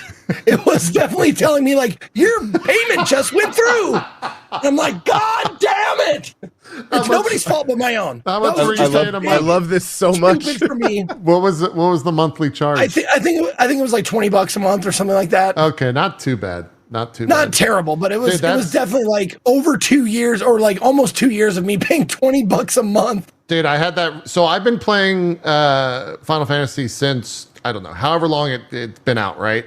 And I've been paying for Final Fantasy the same exact time. But I don't know if I like didn't want to know or I didn't. For some reason, I didn't process what I was doing is kind of the crux of it. So whenever you get a new retainer in that game, after the initial 2 retainers, it's an additional amount of money per month that you pay for your sub. I think it's like $2 or $3, right? Per retainer. And so I've been at 10 retainers in that game for, I don't know, like 2 or 3 years. And I use them actively when I play, but I never look at the charge coming from Final Fantasy every single month. No, I saw that the other day when I was doing my finances. And I was just like, if only that company was super ethical and sent you notifications every month before they charged you. Well, I'm on the quarterly thing, so it's like they charge you for 3. Is it 3 months or maybe a year? Something like that. It's a lot, but yeah. I looked at that the other day because I was just looking to see after moving and looking at all the finances and how much I'm spending a month, and I'm just like, those yearly ones. Yearly ones. Like, thankfully, I haven't had any, but like, I get a little bit of like a little like every time I see like your yearly payment has gone through. I'm like, oh my God, is it something I'm still using? Oh, please tell me it's something I'm still using.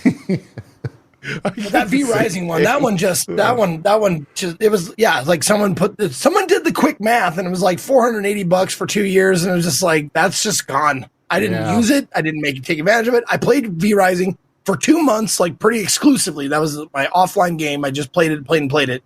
And then for the rest of the 22 months, not a single second played, and I paid for the server. So the whatever the server does well, it's not like actively being used. It was still going. I don't know like what happened. That's crazy. Yeah. It's like you come back and you're like your little servant is like, I saved 1,200 corn for you, dude. It's like when you change your Netflix password and your neighbor starts hitting the wall, right? Like you're gonna shut down that server and you're gonna get the nastiest message from some guys like, I was playing on that server for 2 years. I had a giant castle. It was amazing. What is wrong with you, dude? This is gonna come across as like a bad thing, but me and Aaron were laughing about this. That happened the other day when she canceled her Netflix. Her Netflix or Disney, like basically I was using like Disney, Netflix, Hulu, all this stuff. And I just got an email. I got like 6 emails where it's like, your account for blah, blah, blah, blah, blah has been canceled because she took over ownership and wanted to use them in her own house. So I had to pay for all that shit. I got one for Clear, which is like the flying, when you fly. Yep. Yeah, You've been removed from the Clear family plan. And so I just messaged her and I was like, you son of a bitch. And she was like, it's expensive. It was going to charge me $100 a month. So, yeah, I know exactly how that goes. I know exactly how that goes. And the thing is, I don't mind saying it because I'm sure, like, most people who put like recurring payments on a credit card, like most people have done at least a little bit of that, like, and just forgotten, been like, totally, yeah. Oh, completely. That's how what they're banking on. I know, it's what they're hoping. Yeah. It's how. Why do you think I was petitioning Twitch for years to stop sending those notifications out for resub payments? Yeah, exactly. That's right. I'm sure between all of our communities, the amount of people that paid Blizzard for World of Warcraft subscriptions when they hadn't played in like X amount of months is astronomical, right? Like, oh god, yeah, it happens so much. And the worst part is the laziness factor. I still get emails every so often from like places where it's like, oh, you're still. I have been okay. I kid you not. Do you remember G2A? Yeah, of course. Yeah. Okay, G2A, big key reseller. Everyone was working with them like 10 years ago. Yep. I stopped. Me and a bunch of people. I think all three of you. We all stopped using it at the same time. Three? Do you still Who's get the third emails? One of us. Hold on. You still get the emails? I think I unsubscribed from that. Yeah. So here's the thing. Funny story. When you have a GTA account, the sponsorship, whatever, G2A. if you don't use it, they charge $1 to the account. And I have been getting emails for 8 years every month from G2A telling me, you didn't use your account this month. We're charging you another $1 to the account To keep that I it can't open? access. Is that like a bank thing where you have to have like $5? You haven't in it or used your something? account, so we're charging you $1. Wow, that's crazy. And like the one time I tried to like go there and be like, what the hell is this? Like it wouldn't even let me log in. And I did the like respond to like send me an email password reset. It didn't work. So I was just like, okay, whatever. But I've been getting those emails for 8 years. Holy won't shit. stop. Damn. Yeah, Oh my it Lord. happens. Yeah, it's just the laziness factor, man. Sometimes you just get those emails where it's like, hey, you paid $2.99 to this thing. And you look at it and you're like, is this worth stopping what I'm doing to go fix this right now? Well, Yeah. Is it worth $3 my to go question fix to this? you, Co, is how many warranties have you bought for your car? Listen, car, you have to be safe. A warranty for every part is not out of line. It's just smart. That's true. That's true. It's very true. Yeah.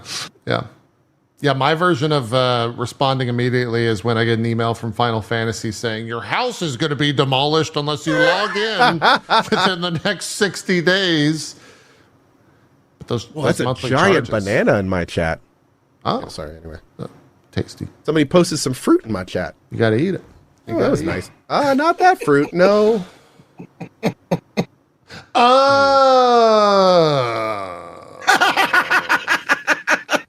There it is. I see. And we made it. Yeah. So V-Rising's good is the short of it, to circle Awesome. back. Not Okay. good. Awesome. I might be jumping in there. That's awesome. I've actually been looking for another off stream game, and I mean I've already had multiple hours into it, but now that's 1.0. I kind of want to get back into it because man, it was really fun while Also- I was playing it. Yeah. Yeah. Completely unnecessary information for our audience, but a phenomenal time to stream it right now. There is V-Rising has an incredibly active community. Yeah. I've had many, many people stop by where they were just like, I have no idea who you are, but I love this game. Like I've seen that more often with this game than many others. Nice. So I don't know if like the V-Rising devs are encouraging their community in some form to watch streamers, but I can tell you that they seem to have a very awesome community on Twitch Cool. in that Yeah. directory. So to answer someone's question, they said what platform is it on? Obviously it's on PC, but I guess it's on PlayStation 5 as well. Is it? That's what it says. I just googled. I didn't get sponsored to stream it, so I didn't get the notes. I don't. I don't have those guidelines. Yeah. They knew I was going to play it, it's so they were like, coming "We're just going to to talk to everyone else." Okay, PC only now, coming I to hate when PS5 that later. happens. Okay, Yeah. I just googled it. That's all I did. So. You know, I mean, I hate when it happens, but at the same time, I mean, it's at indies, man. I mean, they gotta. It's fun. It's funny because it goes the other way. Where if I know I'm going to play a game and someone reaches out to sponsor, I'm just like, well, why would I say no? I'm going to play this anyways. So like, that's exactly the way. That dude. I mean, I think you guys similar. I only take sponsors of games that I want to play or I'm going to play. yeah. That's Yeah. so of course. I mean, that's like the best sponsor in the world is when it's something that you're already playing. Yeah. But I mean, in a situation like that, it's it's better for the game if they don't sponsor me. Yeah. So how are you gonna get you can't- mad at them for that? Can't you get know? mad whatsoever. Yeah, I might have to figure a run out. We're kind of in the next 2 weeks or so is a little bit slower. Then, at least for me, June is crazy. June goes from Destiny into Key 3 into Elden Ring into Final Fantasy. So like, I have 4 weeks of just solid zero showering. You know, just like really bad hygiene. playing of video games. It's going to be great. I'm looking forward to it. Hey. It's going to be a good time. Just never leaving the room or the desk or the house. It's going to be great. Cool. Did you guys play anything else over the past 2 weeks we should discuss? I played quite a bit of Heroes of Might and Magic 3. I saw you tweeting about that. Did you just did the bug catch you, or what happened? Well, I played HOMM 2 for CD-ROMathon, and everybody while I was playing it, they were like, dude, HOMM 2 might be good, but HOMM 3 is where they perfected it. And I'm like, okay, I'll play it at some point. And someone even said, I think I bought it out of spite, because someone came into my chat while I was playing HOMM 2, is like, just came in and just said, why are you playing this? Play HOMM 3, you idiot, or something like that. I'm like, I'm going to buy it, and then I'm not going to play it. Watch me. And I went on GOG, I bought it, and I put it on my desktop, and I said, it's going to sit there just because you said that, and I'm not going to install it, and I'm not going to play it. Turns out I was going to play it, but it just took a month or a couple months.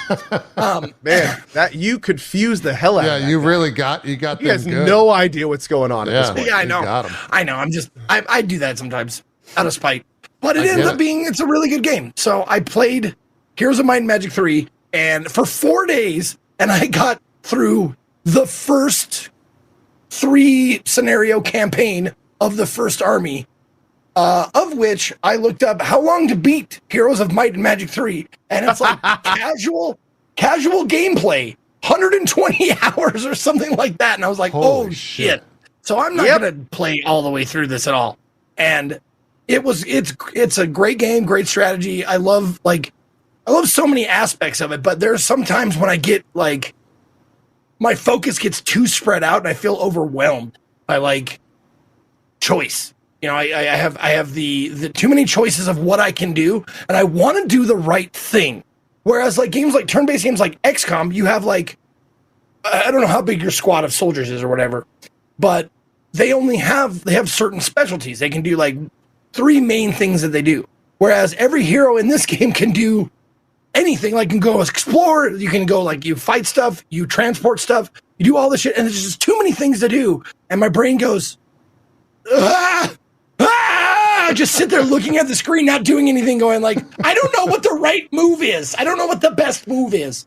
And the thing is, you just gotta figure it out. You gotta make mistakes, figure it out for yourself, figure out how you excel as a player of the game, or what you feel comfortable with and shit like that. So playing it was a lot of fun, and I made some mistakes, and I even got emails from someone going yeah, I actually invited my mother in to watch because she played Heroes of Might and Magic, and she had the best time just screaming at the screen telling you you're doing it wrong.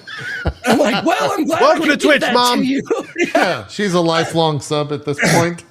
Dude, this was one of the top tippy top games, and I've played a lot, but this is in the top 3 of fucking experts coming into my channel. Oh yeah, telling me exactly what I'm doing wrong, how I'm fucking it up, or the nicer ones telling me you could do this, but it's probably beneficial to do this. There was a lot of those too, but there was quite a few guys going what the fuck is he doing with griffins or whatever it happened to be at the moment. It's and that's we had this conversation, that's what makes it a great game, is that people who have hundreds, thousands of hours will have differing opinions on just even how to start the campaign. Yep. Do you go for building up your gold? Because some people are oh, I always build up gold first. And then 10 other people are no. I always build up a creature in habitants or the places that generate soldiers. I always build that one up first and then worry about gold later. Oh, I always explore first, grab everything, and then come back, and then I start thinking about blah, blah, blah, blah, blah, blah, blah. Seriously, tons of conversations about that. And it's just great because all of them are right and none of them are exactly right. That's nice. The good part about it. It's you can do any of those and be successful. And the first 3 missions took me 4 fucking streams to complete. The basic ass missions. Damn. Because, not only that, but I started over the 3rd campaign or 3rd scenario. I started that one over from the beginning because the way it was going did not seem tenable or winnable. The opposing army had built up too much, And it was like, I don't know if I'm going to be able to beat them in the time they come over and beat me. So I started that one over, and I ended up like, there's one like little tiny tipping point. And if you ever played Heroes of Might and Magic 3, you know the tipping point. Archangels. Once you start producing Archangels, it's fucking game over for that scenario. And you just steamroll the fuck out of everything. Yeah. So that's what I did. I went for Archangels, and I just started just mowing down everybody, and finally got the mission completed. But it took me many, many hours, like 4 streams worth, so like 30 plus hours to just do those 3 missions. Yeah. And it's one of those games that you go to bed fucking thinking about. I love it. Stream's over. Walking to those are the dinner. best, man. Those are the actual best. Yep. Hey, babe, what do you want for dinner? Do you want pikemen or halberdiers? I'm gonna take off. Can you watch the pubs? Because I'm just gonna go get some mines. I'm gonna go claim some mines out. But if some soldiers get produced here, can you bring them out to me, please, so I can take care of these fucking beholders that are out on the field? If you would be so kind as to bring them to me, I would be great. And that's what like my brain was doing the whole time, like just considering like where I fucked up, how I could do better, like that kind of shit. And Yeah, like those are good. For 4 days, it was my taking up my entire brain space was Heroes of Might and Magic 3, and that's just like, holy shit, what a great game. And then I made the mistake. I got to tell you, I'm sorry I'm rambling, but I made the mistake of after one stream, I'm like, okay, tomorrow I'm going to start this scenario over and I'm going to win. So I was like, okay, Google machine, basic Heroes of Might and Magic 3 strategies. Uh-oh. Fuck that. Don't do that. Don't ever do that, because it's like, what basic strategy are you talking about? Yeah. Because there's 30 basic strategies that would benefit you to learn. Yeah. Are you talking about combat? Are you talking about hero purchasing? Are you talking about upgrading? Are you talking about playing to the strengths of the map? Are you talking, oh my God, it is a fucking hole. And people it's like walking into like a top level business meeting and they're just throwing around jargon and you're like, like Adam Sandler, like, slow down. I don't understand what you're saying. I have no idea what's going on here. Like, I felt like I walked into an advanced class and I was like in remedial reading.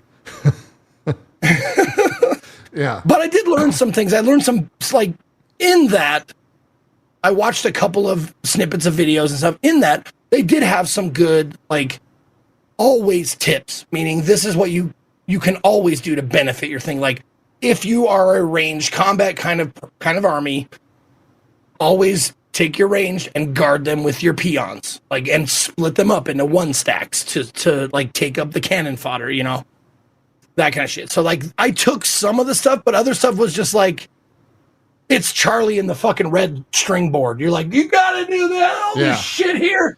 It's crazy how deep it is. Sean, Day 9, is a huge, he's a huge RTS guy, obviously, but he played a lot of HOMM when he was a kid. And the exact conversation you just said that were in those videos, like, if someone mentioned HOMM around Sean, he would just he would just vomit, like word vomit about the game. Oh, yeah. All the different strategies. He was the same way. In your chat code, Sewell, Zeke needs to play, and that's all I read, because that comment over and over and over and over again. If you like HOMM 3, you should play blank, blank, blank, blank, blank, blank. Like 50 different fucking titles were suggested to me if I liked this one. It's like the genesis for probably so many viewers in terms of just PC gaming. Like, this is from 1999, I think. So it was like HOMM 3 and StarCraft, I think, kind of split the PC dynamic for a lot of folks. No, and see, well, you don't need to apologize. I was just pointing out, like, that happened a lot. Like, this game was the progenitor of so many other games. Yep. And what I think I like about this one, that I've looked at other titles that are inspired by this, even with all the shit I just said, this one is far less complex than any other game that people have suggested to me. This is about as much my brain can hold. Anything more than this, it's gonna be too much for Zeke. Like there's a new game coming out or like on the 21st or something. Yeah. Like a new like HOMM like game. And I looked at it and I was like,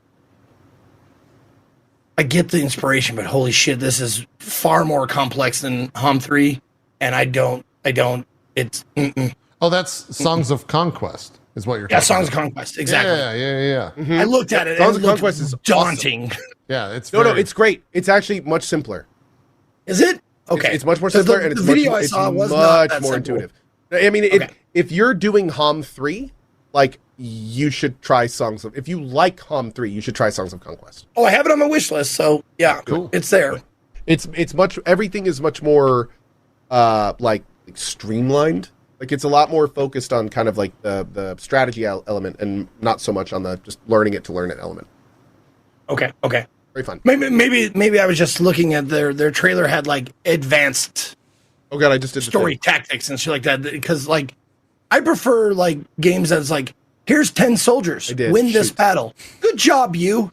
Now here's 10 different soldiers, win the next battle. Oh, good job, you. And like that. That's how I like my progression. Yeah. Okay, Yeah. I did do the thing for the record, but in a different way. But I did do the thing. I'm sorry. Yeah, If you but like it's HOMM, look. it's a little different. There's a difference, chat. Unfortunately, there's a difference when a friend.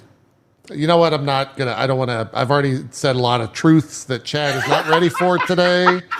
They're not ready to hear this, so we're gonna move No, forward. it's different. It's different because I brought it up. Sure. Yeah. Okay. Yeah. It wasn't just out of the blue suggesting something. It was I brought up the game and Ko said, well, let me expound on what you brought up. There That's you go. fine. Okay. Fair. Cool. Thank you. Fair. And again, I'm sorry. I apologize. Don't apologize, dude. It's fine. Oh God. I was looking to see what was the last stuff I had played and then I realized I hadn't streamed for like a solid week because of the move. But Stellar Blade Light came out. People got really pissed off about a lot of ass, and then I didn't hear anything about that game. Did you finish that game, Ko? Like, I know you were playing it, but I didn't finish it. I've put like 20 hours into it. Game is awesome. Yeah, you didn't go back and finish it? Not yet, just because all this other stuff has been happening, like like V Rising and everything. But no, I mean, I've had a great time in Stellar Blade. It's very clear that there's a really solid, awesome action game in there. I like the game. I mean, there's a lot of comparisons that have been made between Stellar Blade and Nier. Yeah, for some very good reasons. I like the gameplay of Stellar Blade better. Really? Well, yeah. They're pretty different, but I would probably agree with you on that. Like, I actually strongly. Also, I'm personally a huge fan of the ass. I think it's great and adds to it. Although I will say, as I say in the thoughts feeder I have for the game, it's important to mention that I would love this game if I was a fat old guy with a peg leg and one eye for a main character. Like the game is actually really good. Like, I think a lot of people are making this assumption that because it's a sexy game, maybe it doesn't have like as good of other stuff. But I mean, sure, it's a phenomenal ass, and that's not the only phenomenal looking thing in the game, but it's very much an awesome game. Then with good ass, it is not an awesome game because of that at all. And it's been crazy because I've been playing the game a lot, and so many times where people come by and they would be like, oh, this is much deeper than I thought it was, or oh, this isn't what I thought it was, and stuff like that. And we just saw that over and over and over. And sure enough, it's just a really good game. Like, it's got great upgrade system, combat's solid, the world is super cool, the story's pretty interesting, it's fully voice acted, there's an entire fishing system. I mean, it's there's a lot in it to like. Yeah, cool.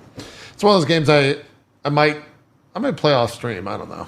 Maybe I'll go back to it on stream, but we will see. Speaking of playing games off stream, I did a little sponsor stream, a couple hours for Dead Island 2 that I hadn't picked up.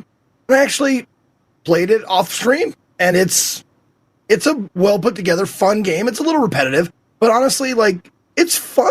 And I was happy that I went back to it and and tried it in my own time because it's it's got great environment, great programming, good songs, and the main character that I picked, Danny, the Irish one, the Irish chick, same one I did. She's great. Like her throughout the entire game, she is like a lot of the kind of hero that you can get behind. You're like, yeah, she's a badass chick with tattoos. Fuck yeah.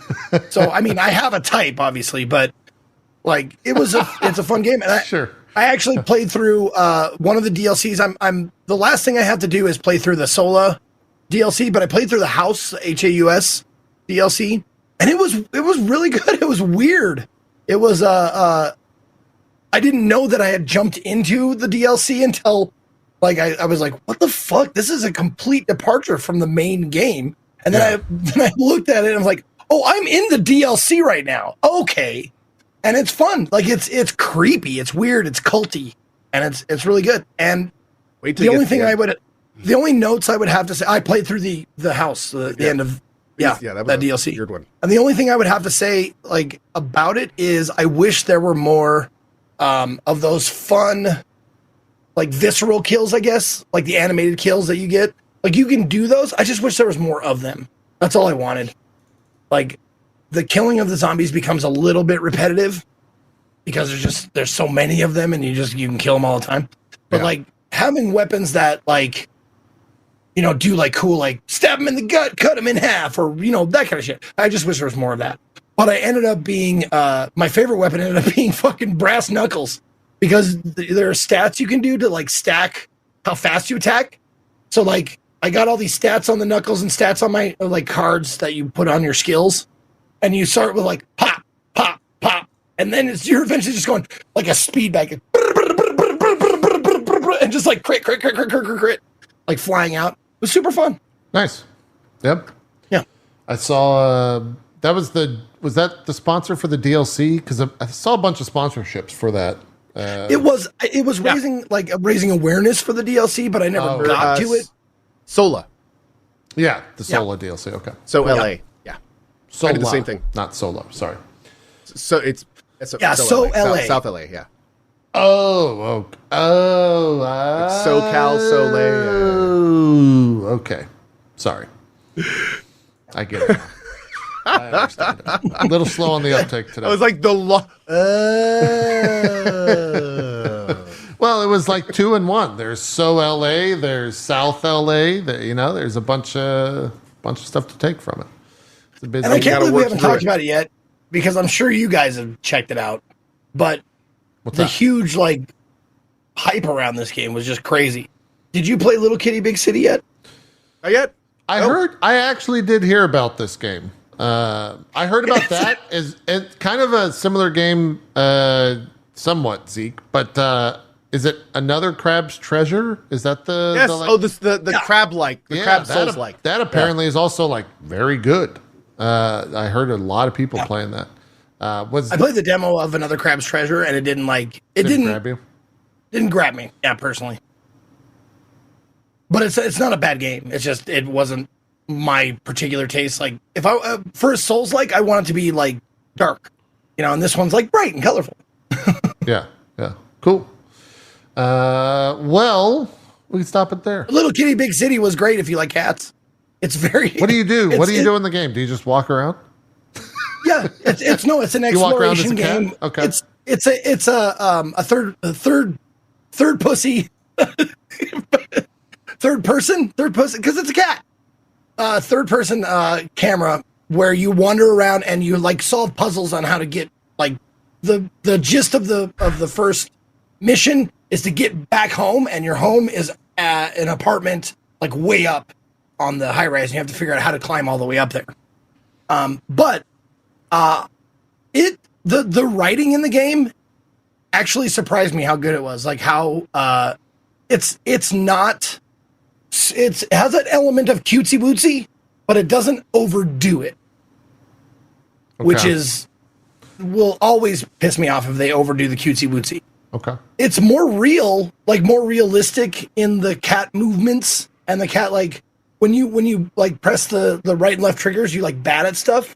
But if you press them fast, it's like you ever seen a cat like bat really fast at something? Yeah. Yeah, it's very good. They did a very good job with that.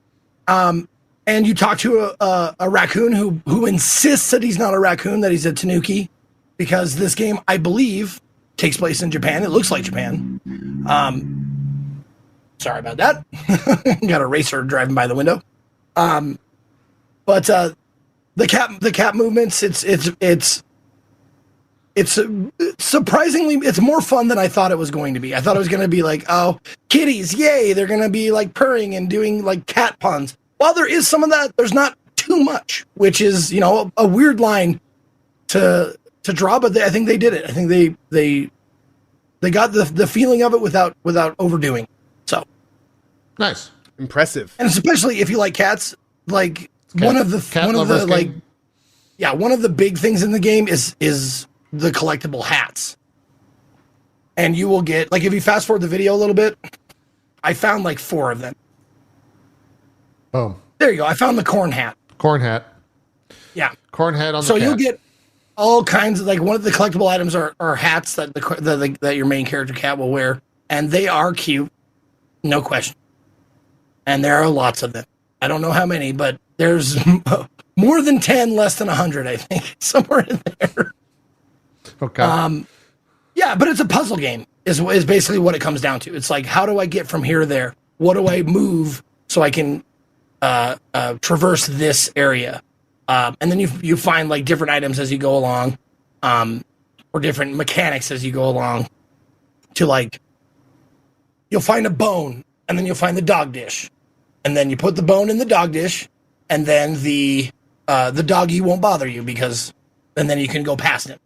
Fair. Nice. Like that. But yeah. Fair. Yeah. Makes sense. That's all. I thought it was worth mentioning, because I had a better time than I thought I would with this game. It's awesome. Yeah. 30 seconds, Co. You finished Rebirth finally. Thumbs up. Did. Is that? I saw your tweet on it, and I think I was just like, "Fuck! I need to go back and finish that game." So yeah, 30 seconds. Any big, grand thoughts on the thing? I hate it. You hate it? You hate Rebirth? I hated the fact that it, like, completely changed my view on life for like a week. Okay. All right. It's one of those types of games. In a like, good or bad way? I mean, in a way, I think good. I mean, you know that feeling you got when you finished Edge Runners, yeah, where it's like melancholy. Yeah. I got you. I understand now. That makes sense. Yeah, that's kind of how I felt. It's like, you know, like Shit. Definitely it's one of those games where you, like, you finish it and immediately just go find your loved ones and hug them. Just like, you know, it's because you haven't seen them in like 2 weeks because it's 130 hours long, right? Yeah. Exactly. No, I get that. I get that. I understand that. Yeah, that makes a lot of sense. No, we will have the last word on Final Fantasy VII Rebirth, because I will eventually finish that, and then we will talk about the story. Good one. On someone, with someone here on this show. But for today, I think definitely messaged Max. Yeah, and had and just and I was like, when we talking about this, man? Yeah. He goes, "You gotta wait." Yeah, we gotta wait. Yeah. So I think we're all in the He same didn't finish boat, it yet? JP No, I'm the has only not one finished that it. hasn't. Max has finished it. Max JP has I see finished. what you're saying. I see what co-finished, you're saying. yeah. Okay. I think gotta wait. Dan and Strippin, like Jesse, all the regulars. Dan finish it? I think he did. I want to say he did. But yeah, I gotta get back to it. There's a lot of game in that game. So A lot of game in that game. We're coming up on a bunch of other games, so we'll see what happens. I would like to finish that, though, sometime this year. We'll just see what happens. Anyways, we will call it a show. It worked out. Everything, by the way, stopped me, was trying to stop me from doing this show. I had 2 cameras die this week, both about $2,500 a piece. I had a mixer die yesterday. I didn't have hot water till Friday. Everything that could go wrong went wrong, but then the show happened. like it. So that's good. I'm glad that we got a show out. But hey, your internet speed is dynamite. Look, the internet speed has been rock solid since I got to the house. You better find some wood. I mean, I'm okay, sure. Is he kidding? I feel kidding or no. I'm confident in saying that with the Google Fiber.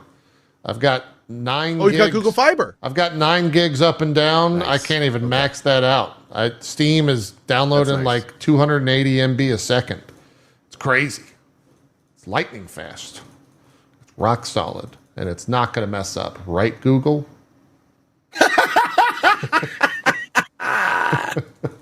Yeah, he did the thing. Yeah. No, there's no reason to have this fucking... I can't even approach 9 gigs on any... You know Zeke, actually, who should be hosting your servers? Me. Yeah. You want a little side hustle, JP? I will. We'll talk about it after the stream. Okay. Barry, get on it, Barry. Let's do our shout out. Zeke, start us off. What do you got going on? Where can people check you out? You betcha. What up, everybody? Thank you guys for being here, and thank you to Co and JP for being the co-host every week on this wonderful podcast that we have. My name is Ezekiel the Third. You can find me at /Ezekiel_III on Twitch, Twitter, and YouTube.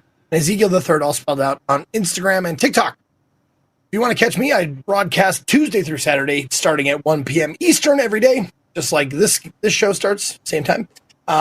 Take Mondays off, so I'm off tomorrow. However, on Tuesday, we got a special one because it's the If-Then Drawing Winners game choice. And it's a weird one and a special one. It's a rare one. But we got it. I got it in the mail just yesterday. I'm going to show you what it is. Uh-oh. I got Metal Gear Ghost Babel for the Game Boy Color. What even I know. is I didn't that? know about it either. It was actually released in the U.S. Very rare cart to find in the U.S. version. It was just called Metal Gear Solid. Confusing? Yes, absolutely confusing. But Metal Gear Ghost Babel on the Game Boy Color, I will be playing it on Tuesday. So if you want to come check out a game that I've never heard of, I didn't even know that was part of the Metal Gear franchise, come on out Tuesday and check it out with me. So that's what I got coming up. Thanks for watching. What's that cart from? Zeke, I got to ask, man, how much did that... Yeah, we're both asking, yeah. The Japanese cart is drastically less than the U.S. cart. The Japanese cart was, I got it for $70. Okay. But the U.S. Not bad, cart, but that's clearly a 250 to collector's 300. price, yeah. Wow. Wow. Yeah, it's, So wait, is like I it, said, but is it in drastically English? different. It will be. Okay. What does that mean? Are you... Zeke, That means I own the cart, and I have a way to play games that don't require a cartridge. You're one of them. You're one of them. Okay. he's one of them, yeah. He's one No, of I them. paid for this fucking thing so I could do that. Yeah. That's right. That's right. I read about your kind on the internet. Hi. Shout-outs. Hi, everybody. As always, thank you to JP and Zeke. It was a lot of fun this week. And thank you to you guys for watching. My name is Ko. Hi. You're going to see a lot of V-Rising on the channel this week, as well as some maybe other stuff as well. Don't know what yet, but we're finally getting into that part of the month where we can start kind of diving into it. Oh, one thing we didn't get to talk about today. I played a little bit of Homeworld 3, which was actually awesome. Hi. I'll be out in a minute. Anyway, go out. No. No. No. I will play with you in a second. Anyway, thank you guys for being here. I will see y'all later. Have a great rest of your day. God, sir, no, get out. Okay, and I will see you guys in a little bit. Go over there. Go over there. Okay. Anyway, thank you all so much. Bye-bye. Bye. Ollie, come on, let's reenact this. Come here. Ollie, come here. No. The problem is he's in a blanket. Get out of here, Ollie. You don't want none of this shit. Get out. You're not. Oh, God. What fuck is that? I don't believe you. Okay. I got a picture for my wife. I know my boys came from the pool, and he came down here wrapped in like a blanket towel thing. I'm not taking that risk. Just saying. Yeah. I got you. Anyways, hey, that's it for Drop Frames this week. We'll be back probably next week. We'll see. We'll see what's going on. And we'll hope to see you guys then. The VOD will be up over at youtube.com/JP if you missed it. And you can grab the podcast where fine podcasts are available. And don't forget, Only call your where fine mom ones are, if you have a good relationship with your mom. Call her. It's Mother's Day. It is for Mother's US Day. people. Yeah. Call your moms if exactly what Zeke said, if you got a good relationship. We're out here. Have a good one. Bye-bye.